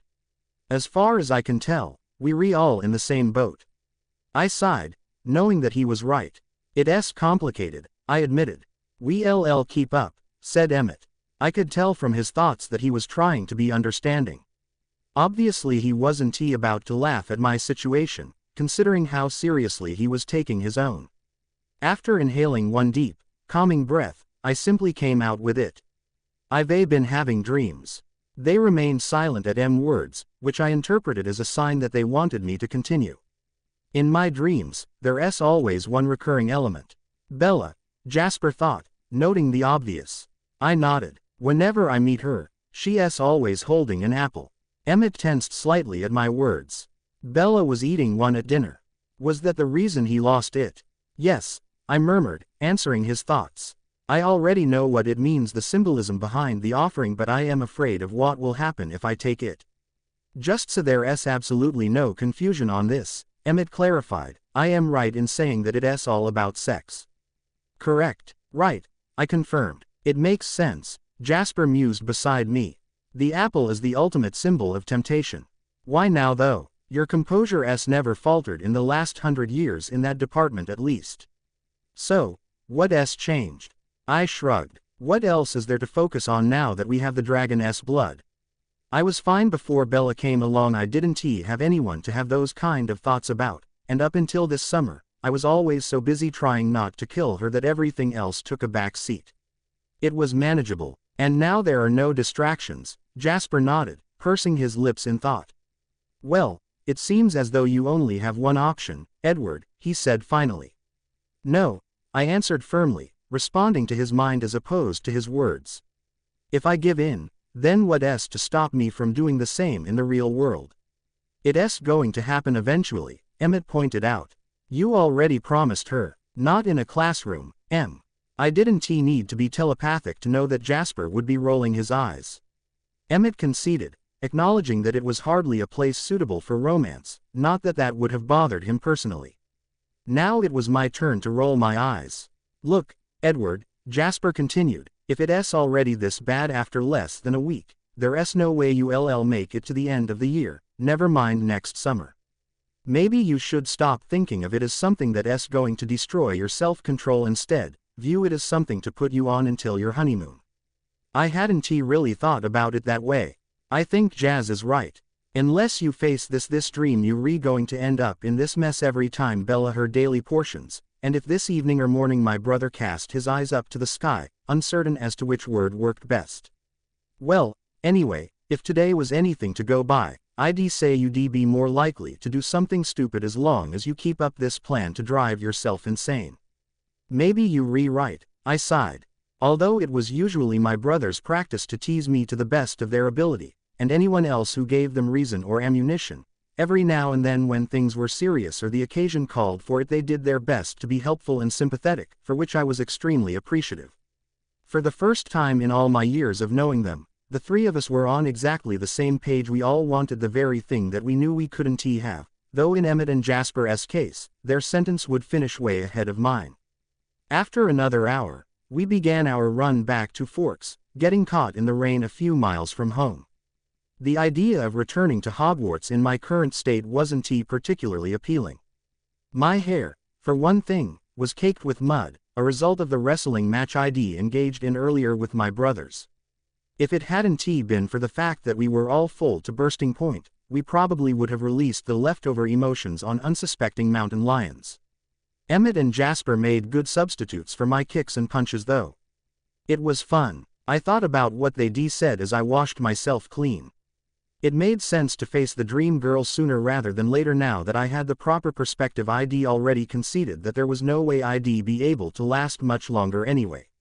So why bother? It was after midnight when the three of us made it back to Carlisle and Renesmee's office.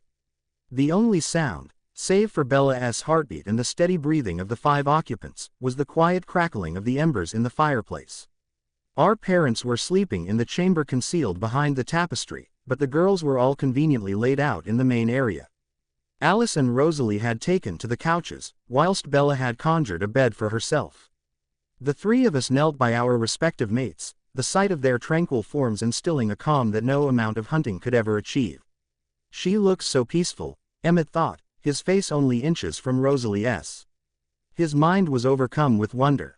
I could understand firstly, he had never had the pleasure of watching the love of his existence whilst she was sleeping. Secondly, he was so accustomed to Rosalie's fiery, passionate nature that it was odd for him to see her wearing such a serene expression. He stroked her cheek gently, knowing that the action wouldn't halt the effects of the sleeping draught. "Emmett," she whispered, causing my brother to freeze. "She's dreaming about me." I knew from Jasper's thoughts the joy that one little word had inspired. "Now do you understand?" I whispered smugly. Emmett nodded, though he was unable to tear his eyes from his slumbering wife. Alice wriggled into Jasper's embrace. "Nice smell," she registered subconsciously. "What's she dreaming about?" Jasper asked. I turned my head to him, assuming the answer to be obvious. "About you. Elaborate, please." "She's escaped the office," I smiled, "and is waiting for you in the diner where the two of you first met. She's wearing the spider silk dress that came with the tent. She wants your reunion to be special. She's saving the dress for a diner. For you," I corrected, before turning my attention back to Bella. Her hair lay swept across the pillow, red, almost, as it caught the light. I wondered whether or not she would be dreaming of me tonight. It was times like this that I bitterly resented occlumency. I would have given anything right then to have received a glimpse of her mind. Behind me, Emmett lifted Rosalie's body so that he could slide onto the couch, his chest pressing against her back as he encased her in his arms. The furniture was sizable enough that there was more than enough space for the two of them. "What are you doing?" inquired Jasper. "Making myself comfortable." "What does it look like?" "We can stay here, Em. I am not leaving her," he insisted in a whisper. "They can deduct 1,000,000 points for all I care." My blonde-haired brother sighed and reached for the bottle on the coffee table beside him, pouring out 3 equal servings. When the shot glasses were filled to the brim, he handed one to Emmett, and one to me, leaving the last for himself. "Are you going to take our advice?" "I am not sure yet," I said, pulling off my shoes before sliding into bed. "You'll know in the morning, no doubt." I gave one last look at Bella, marveling at her beauty, and lifted the glass to my lips, swallowing the shot in one. My vision clouded instantly, narrowing with every passing second, as if I were reversing down a long, shadowy tunnel. Finally, the last pinprick of light vanished from view, plunging me into what seemed like an endless oblivion and inescapable darkness that stretched on forever. And, then, I opened my eyes, and there she was, the same beautiful girl I had fallen asleep beside, staring at me with eyes so chocolatey that I feared they'd melt this close to the fire. The fire. It was still there, the same one from Carlisle and Renesmee's office. I had taken the potion, hadn't I? If I had, then why hadn't I fallen asleep? I checked back over my shoulder, surprised to find that we were the only ones in the room. Then, of course, I realized what was happening. I turned my face back to Bella, who was smiling gently, her expression somehow managing to convey more love than I would have thought humanly possibly. Slowly but surely, she brought her hand up from her side, bringing with it the symbol that had plagued me for the past week. It looked far less threatening now that it was partially bathed in the soft glow of the amber light, especially when combined with the tender expression the girl was wearing. And all of a sudden, I was tired of fighting. Tired of resisting. Tired of my boundaries and the way I constantly strove to maintain them. Just this once, I wanted to be selfish. I wanted to be selfish and reckless and free of my prudent prison. In this place, even if it was just for a few hours, I could be exactly that. Free. I closed the distance without protest, my lips finding the crimson fruit, hesitating as I prepared to break the skin. My eyes found Bella. Her face was pressed into the pillow, concealing half of it from sight. There was something very innocent about the entire thing, a shyness in the way she gazed from the corner of her eye, her cheeks tinted pink as she held out the apple. Her timidity was reassuring. The trait was more familiar than the confidence she had exuded during my previous visits. Perhaps it was no longer necessary for her to be that way now that I was so close to giving in, now that I was no longer determined to battle my subconscious desires.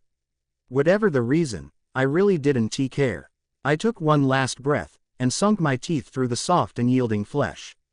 BPOV. It would have been a bit of an understatement to say that I was surprised when I opened my eyes to Edward's face. The disorientation experienced during those first few moments after waking initially made me think that I was still asleep. Why else would I be laying next to Edward? We'd been forbidden to spend time together, after all. It wasn't until I caught sight of his brothers that I began to put the pieces together. They'd spent the evening in Washington, and must they return sometime during the night. I suppose they'd found the opportunity to spend the night with us too irresistible after our separation. I wondered briefly what Carlyle and Esme's reaction would be. I didn't spend too much time deliberating that, however, because I was too preoccupied with studying Edward. Whatever he was dreaming about, it must have been good, because he wore a soft, yet happy, smile. The only thing separating him from me was a blanket. If it hadn't been for the differences in our body temperatures, he probably would have slid beneath it. I hastily threw it away, eager for the feel of his skin against mine. He felt especially cold after spending the night wrapped up in bed by the fire, but I refused to part with him. I could only have been awake for 5 minutes when Carlyle and Esme pulled back the tapestry and came striding into the room. They froze almost instantly, stunned by the sight they were being presented with. Their eyes found mine, and I couldn't help but gnaw at my lip as I tried to withstand the weight of their gazes. For once, I have absolutely no idea how this happened. They were here when you woke up, Esme nodded. It wasn't a question. I think she was trying for a firm expression, but it didn't really work. Instead, a huge smile spread across her face and she pressed herself closer to her husband. I think they've learned their lesson, Carlyle, she said, her resolve thawing. We should let the girls go back to Gryffindor today. They haven't even done half of their time, he pointed out. And yet they were still willing to risk incurring the anger and disappointment of their peers to be together. Doesn't that tell you how difficult they've found it? I suppose you right. Relief swelled through my body, making me want to spring from the bed and launch myself at the vampire parents. Luckily, Edward's magnetism had somehow strengthened overnight, and I found it impossible to tear myself away. After retrieving a few books and papers from the desk, Carlyle and Esme retreated back into their chamber, leaving me to enjoy my morning in peace. The girls awoke 10 minutes later, and were both just as shocked as I had been upon noticing their sleeping husbands. They were ecstatic when I told them we'd been granted parole, and would now be able to rejoin our house. Thank God for that, Rosalie sang. Ditto, chirped Alice. I can wait until they wake up. Still, that won't be happening for another 2 hours, yet, so we may as well go have breakfast and get ready. They'll still be asleep when we get back. After we had all groomed and dressed ourselves, we headed down to the Great Hall. The others seemed just as thrilled with our news as we were. That means the boys will be able to come down to the pitch, Bella, said Ginny. Tryouts are next Friday at 4:30. I was going to try to get us booked in for Saturday instead, Harry shrugged, but the Slytherins bet us to it. Not that the extra time will give them an advantage. We have all the best talent. I'll second that, Ron grinned, before stuffing a piece of bacon into his mouth. That's all right, I laughed. Friday is my birthday, so maybe I'll get lucky. When you make the team, luck will have had nothing to do with it. Hermione's ensuing grin was so confident and warm that I couldn't help but return it. I finished my porridge quickly, too impatient for crooked smiles and the sound of his velvety voice to spend time lingering amongst the other humans. Rosalie and Alice seemed to be thinking along the same lines, because the beautiful blonde swung me up onto her back the second we exited the hall, before rocketing away beside her pixie-like sister. Emmett was the first to wake. His size meant that the potion burned out more quickly than it did for the others. Only minutes after his eyes flickered open, he was bounding through the door with Rosalie, followed shortly after by Jasper and Alice. Finally, after what seemed like an eternity, Edward began to show signs that the effects of the sleeping draft were wearing off. He drew in a long, heavy breath, moaning quietly as he stretched his limbs.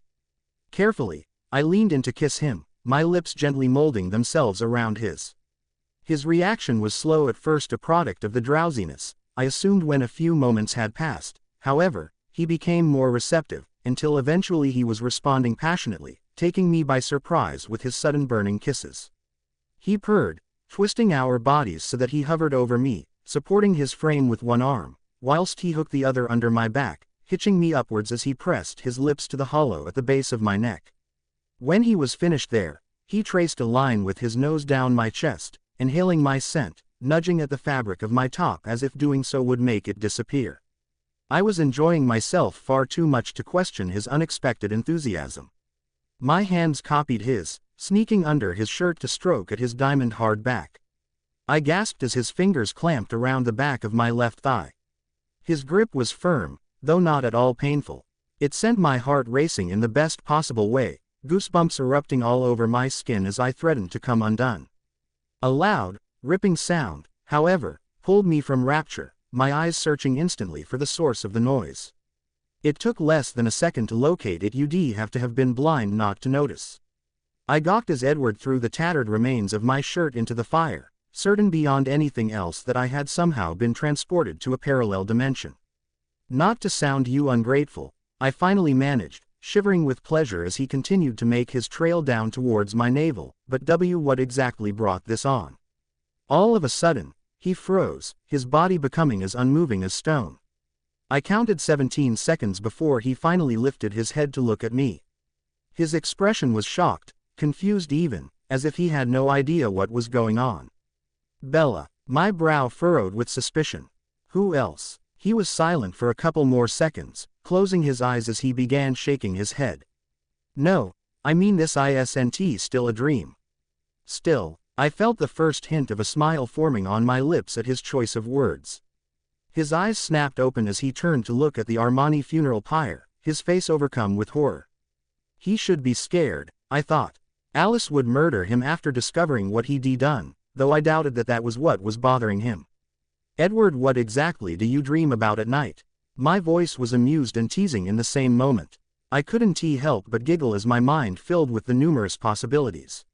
The sound seemed to relax my vampire boyfriend. He laughed once and then he laughed again and then he couldn't seem to stop himself, collapsing at my side, his head resting against my shoulder. Well, what do you dream about, silly? You. He smiled widely, seeming pleased with himself. Always you. Is that all you going to tell me? Yup. I huffed loudly, irritated by his refusal to share, though my disappointment was short-lived. It must have been one heck of a dream if you didn't realize you'd woken up. I was pretty involved, he conceded, the crooked smile making its reappearance. How involved? He laughed again, before pulling the thick comforter over our heads, submerging us in deep shadows. I can see, I whined playfully. I can. I felt his lips against mine, then, and suddenly I was the one who was involved, unable to concentrate on anything else but the feel of him. I hadn't even had half of my fill when he gently pushed me away and lifted back the covers. Carlisle and Esme would like their office back, he said, before I could protest. I don't have a shirt. He reacted instantly, taking off his own and handing it to me. I'll borrow something from Carlisle. I inhaled the delicious perfume as I fastened the buttons, getting the last one done just in time. I wondered when you'd wake up, Esme beamed, winking at her son. He grinned and slid from the bed, thanking his father as he passed Edward a new button down. Where are the others? Asked Carlyle curiously, folding the blankets and stacking them neatly. Edward's expression turned thoughtful, before it was interrupted with a sudden yawn.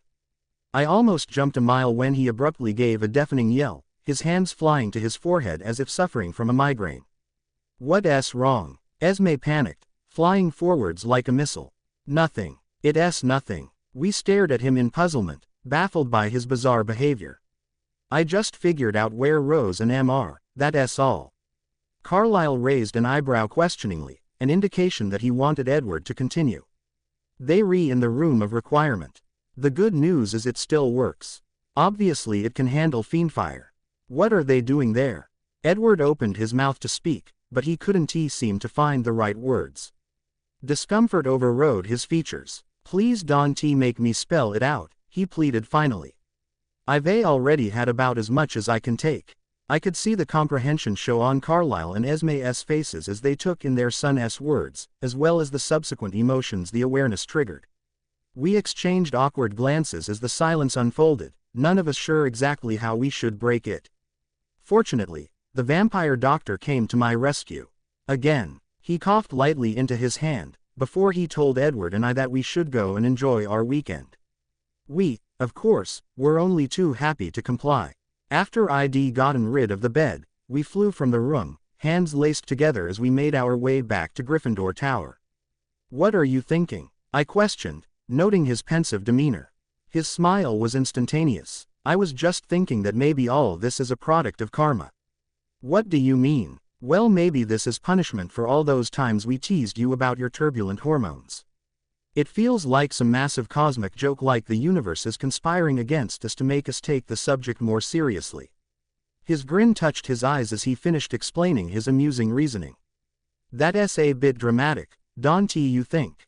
Not at all actually. I think I've hit the nail on the head. I laughed, glad that he had finally been returned to me. We spent the afternoon on the Quidditch pitch. Edward made a great practicing buddy. He'd throw the quaffle at tremendous speed, whilst I raced after it, doing my best to catch it before it hit the ground. Ron, Harry and Ginny joined us later on, all of them eager to participate. I eyed Ron and Harry's firebolts lustfully, having to exercise all my control to stop myself from drooling. I still can't believe you got those for free. Maybe I should become an international hero as well. Tell me about it, Ginny grumbled, mounting the clean sweep 11 that she'd inherited from her brother. Our practicing sessions continued over the course of the week. The other vampires, now that they were less temperamental, came to assist. I knew that they'd be there to watch on Friday, and the idea made me nervous. I didn't even want to think about how I'd feel if I actually made the team. I was a bundle of nerves come Thursday night. I didn't fall to sleep until after midnight, and then, when I realized that it was my birthday, I couldn't think about anything other than the fact I was another year older than Edward. I was equally terrified by the prospect of gifts and celebrations, because I knew from experience that the Cullens were impossible to deter. I had no idea what the morning would bring, but whatever it was, it surely wouldn't be good, right? EPOV. The excitement was palpable on the morning of Bella's birthday. Alice was as meticulous as ever. She'd decorated the room with hundreds of twinkling fairy lights, as was her habit, along with dozens of gold hangings. Whenever anyone went to open the curtains, she did all but rip their heads off, claiming that too much light would ruin the effect. The common room filled with students, and I knew that my brother could sense the confusion swirling through the air as they took in their surroundings. Alice filled them in, however, informing everyone that if they didn't sing happy birthday when her almost sister came walking into the room, she'd drink their blood.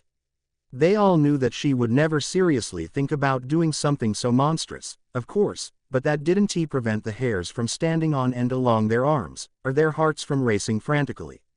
Only those we interacted with daily gave no evidence of nervousness. SSH, Alice called. She's coming. The second Bella came stumbling into view, the room launched into a chorus of song, much to her astonishment. Her face was worth 1,000 words. Emmett had a hard time keeping it together. Every few seconds he threatened to burst into a roar of laughter, but he stuck it out until the end of the song. I, on the other hand, was grinning like a Cheshire cat, despite my awareness of Bella's discomfort.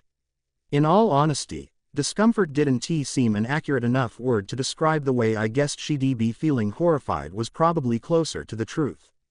Happy birthday, dear Bella. Happy birthday to you. Cheers erupted throughout the common room, and I knew from the way that the color was seeping into her cheeks that her embarrassment was flaring. Still, I couldn't bring myself to regret the surprise. How could I not want to celebrate the day that the most perfect creature in existence had been brought into the world? Bella did her best to smile, though it was so frail and small that I doubted she fooled anyone. The students rushed forwards to ruffle her hair and pat her on the back, causing her expression to contort into a grimace, one which became more defined every time her age was mentioned. When the crowd finally dispersed, I made my approach, leaning in to kiss her. She seemed a little resentful at first, but whatever negative emotion she'd been harboring, it quickly dissipated temporarily, at least, and her fingers snaked into my hair, pulling away only to inhale deep breaths of air. Nice tactics, thought Jasper, but it won't hold forever. He was right. I can believe you did that, Bella growled as we entered the great hall. How can someone so small and cute be so heartless? That's Alice, I smiled, giving my bubbly sister a high five. Bella scowled. She violently picked apart her toast, obviously feeling that it was safer to take her anger out on something that couldn't feel pain. Not that she would have had any luck if she'd tried to hurt those responsible for the morning's events. I knew perfectly well that she hated attention. It was for that reason that I, technically, should have predicted that she'd hate my gift. I had an extremely good feeling, however, that wasn't going to be the case. At precisely 8:30, the owls came swooping into the hall, the majority of which were carrying brightly wrapped packages, all tied with colorful ribbons. One, in particular, a large rectangular box, just over 1.5 meters in length, caught my eye. It was so big that it took 3 owls to carry it. Talto flew at the front, whilst 2 unfamiliar birds followed behind. Together, they delivered the box to the birthday girl, diving gracefully and landing before her. The strangers flew off almost immediately, escaping the hall in favor of the Ollery, but Talto remained behind, nibbling on his owner's ear as he perched himself on her shoulder. Hello to you too, she laughed, stroking his breast with her forefinger. She then turned her attention to the presents laid out on the table, her expression slowly becoming increasingly somber. Open mine first, Rosalie encouraged, pointing to a small, square-shaped box. It was wrapped in Tyrian purple, and tied with silver trimming. I think you'll like it. My sister shot me a smile, which I returned. I got on with Rosalie nowadays far more than I ever had before. She had warmed to Bella in a way that I would have never thought possible. Her dislike had been so strong in the earlier days that initially I'd thought it would never wane. Bella tried to seem enthusiastic as she tore the paper from Rosalie's gift, but I knew her well enough to be able to see that she was suffering. Her distress morphed into curiosity as she lifted the peculiar item from its box. It was a small metal sphere roughly the size of a plum and was plain enough that it could have passed for a paperweight. Bella seemed to agree, because she smiled at my sister and said, "Thanks, Rose. I've been meaning to buy a new paperweight. I left my old one at home." It's not a paperweight, Bella, Rosalie smirked, pausing for dramatic effect. It's a Newton ball. A what? A Newton ball. You carry it around in your pocket. It's used to manipulate gravity, you know, in case you trip. Bella's eyes bugged momentarily, before she cast them back down at the spherical object. Watch, I'll show you. Rosalie pulled Bella to her feet, immediately after which she gave her a firm push. Bella tumbled backwards, but just as she reached a 45-degree angle, she was forced back into a standing position, as if she'd hit an invisible spring. I figured it would give Emmett one less reason to make fun of you. Her husband grumbled under his breath, but Bella's reaction was the total opposite.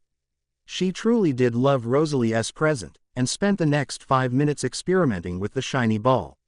It wasn't just a way of compensating for balance, it also improved the gracefulness of humans by a drastic amount, giving them a walk closer to that of a vampire.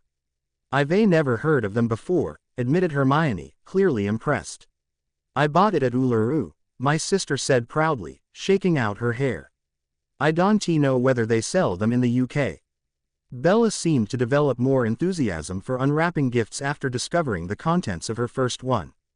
Emmett had bought her a sneakoscope, justifying the purchase by proclaiming that no one in the world needed one more than Bella. I was inclined to agree with him.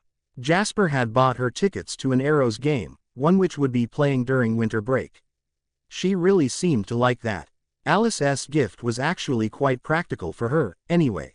And now that you have the Newton ball, you can protest about the size of the heel. I dunno, Bella joked. Usually you have a flag sitting on top of something this tall. These things belong in New York. They re only 6 inches, Bella. They re your safety shoes. I think you need to reconsider your vocabulary. What I mean to say, Alice continued, admiring the shoes as she slid them onto Bella's feet, is that you'll always have something to wear on your feet for formal occasions. They change color depending on your outfit. The shoes, in terms of style, were similar to the death trap Alice had forced Bella into for prom. They were open-toed, with criss-cross silk ribbon ties. She'd even thought to buy a matching purse, and seemed thoroughly impressed with her own genius. Now even Bella wanted to be able to show up to a party in a mismatched outfit. Thanks, Alice, Bella said sincerely, pulling my sister into an embrace. What would I do without you? Get arrested for your terrible fashion sense. I rolled my eyes and shook my head, extending an arm to prod my sister in the side.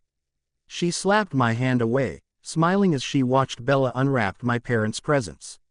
Carlyle had gone for a golden, astronomical clock, which was roughly the size of a CD. Bella gaped when she saw it, obviously worrying over the cost. Nevertheless, she thanked my father without protesting, having already learnt that acceptance was the only way to satisfy the family. Esme had selected a silver bracelet from one of the jewelry stores she'd found in Diagon Alley. The open bangle had 2 small lion heads meeting at the ends, one male, one female. Bella stroked along the patterned band, her eyes filling with tears as she noticed the inscription on the inside. It made me think of you and Edward, Esme whispered in her ear, coming up behind her. It's beautiful, my mother beamed. I am glad you like it. The message will only appear for you. It holds the same enchantment as a snitch. No one else has touched it until now. Bella was speechless. She tried to express her gratitude, but couldn't seem to find the words. Instead, she settled for repeating the same embrace that she'd had given to Alice. What does the message say? I whispered, too low for human ears. Esme smiled. He felt now that he was not simply close to her, but that he did not know where he ended and she began. I recognized the quote. It belonged to Tolstoy. Simple, yet fitting, definitely a good description, not only for the relationship I shared with Bella, but for the bracelet itself. I was glad that Esme had favored the quote, rather than one belonging to Shakespeare or some other sonnet writer. After Bella had slid the bangle onto her wrist, she turned her attention to the gifts offered by Harry, Ginny, Hermione, and Ron. They'd bought her an assortment of candies, ranging from Bertie Bott's every flavor beans, which, in my opinion, sounded absolutely revolting, to chocolate frogs. Finally, when all the other presents had been opened, she had no choice but to address the largest and last remaining gift on the table, mine. I knew she'd purposefully put off opening it, clearly terrified by its size. I should have known this one would be from you, she murmured in an unsteady voice. Don't worry, I smiled, it's not a car. She laughed at that, but her face quickly regained its seriousness. After taking a few deep breaths, she seemed to find her resolve, and began tearing away the dark blue wrapping, revealing the rectangular, leather casing beneath. I'd had the container specially made in Diagon Alley, specifying that Bella be embossed in one of the corners. She gently ran a finger over the gold lettering, her other hand unhooking the clasps that held the box shut. Then, after one last glance in my direction, she lifted the lid. Gah! Her response was instantaneous, her heart flying into double time, stumbling backwards like she'd been slapped across the face. She probably would have fallen, but the Newton ball was still in her pocket. It's a, she stuttered, eyes as large as golf balls as she frenziedly wagged her finger at my gift. My smile was enormous as I watched her reaction, learning through my brother's thoughts that it was a product of both shock and outright joy. She gave up trying to communicate in English, instead reverting to some primeval language conveyed through high-pitched squealing and excessive bouncing. Heads turned to look at us, but it didn't seem to deter the girl, which, of course, made it an even more bizarre thing to behold. When has Bella ever released such a girly scream? Emmett wondered, half surprised, half amused. If she doesn't breathe soon, she's going to faint, thought Alice. None of us were prepared for what happened next. Bella, overwhelmed with excitement and gratitude, jumped onto the bench and thrust herself into the air, launching over the table and flying straight into my arms. She covered every inch of my face with kisses, transferring the drops of moisture trailing down her cheeks from her face to mine. A chorus of laughter rang about our party as she continued, which, of course, I couldn't help but join in with. I was fully aware of the fact that her happiness at present was sky high, but it was nothing in comparison to my own. I'd been waiting so long to give her a gift, one that she would adore, but until the day we had visited Diagon Alley together, I hadn't been able to find anything that fit that criteria. Both me and my brother had known the second Bella had laid eyes on it that the firebolt was destined for her. The desire had been written all over her face. Now there's lust if ever I knew it, Jasper had thought. I guess you just weren't looking at the right type of transportation, Edward. And, naturally, he had been right. Is that really for me? She asked, finally regaining her speech. I nodded blissfully. All for you. She pulled away to go and inspect the broomstick. It was sat in the cushioned hollow which had been carved to fit its shape. The box's interior was, once again, made from silk, this time red. Carefully, Bella lifted the firebolt from its casing, handling it with reverence as she read the registration number. Now Gryffindor has 3 firebolts. Ron exclaimed. We haven't made the team yet, Bella reminded him. He rolled his eyes as if this was a negligible point. The beautiful girl turned her attention back to me then. Can I test it? She pleaded. You don't need to request permission, Bella. It's your broomstick. You can ride it whenever you like. She squealed again, kissing me one last time before turning for the exit. Carlisle and Esme promised to look after the gifts until we next saw them, waving us off as we followed Bella from the hall. I was grinning like an idiot as I ran after her, thankful that we all had the first hour off. Bella, Ron, Harry, and Hermione would be out of class for the first 2 periods, but as long as I got to see the firebolt make its flying debut, I'd be more than satisfied. I looked over to my right as I ran, my smile growing wider at the vision that met my eyes. Bella, the most beautiful girl in the world, mahogany hair and dark, lengthy robes billowing out behind her, her broomstick clutched firmly in hand, was racing through the ancient school of Hogwarts in black, 6-inch heels, moving with the perfect and unerring grace of a vampire. We will continue in next part.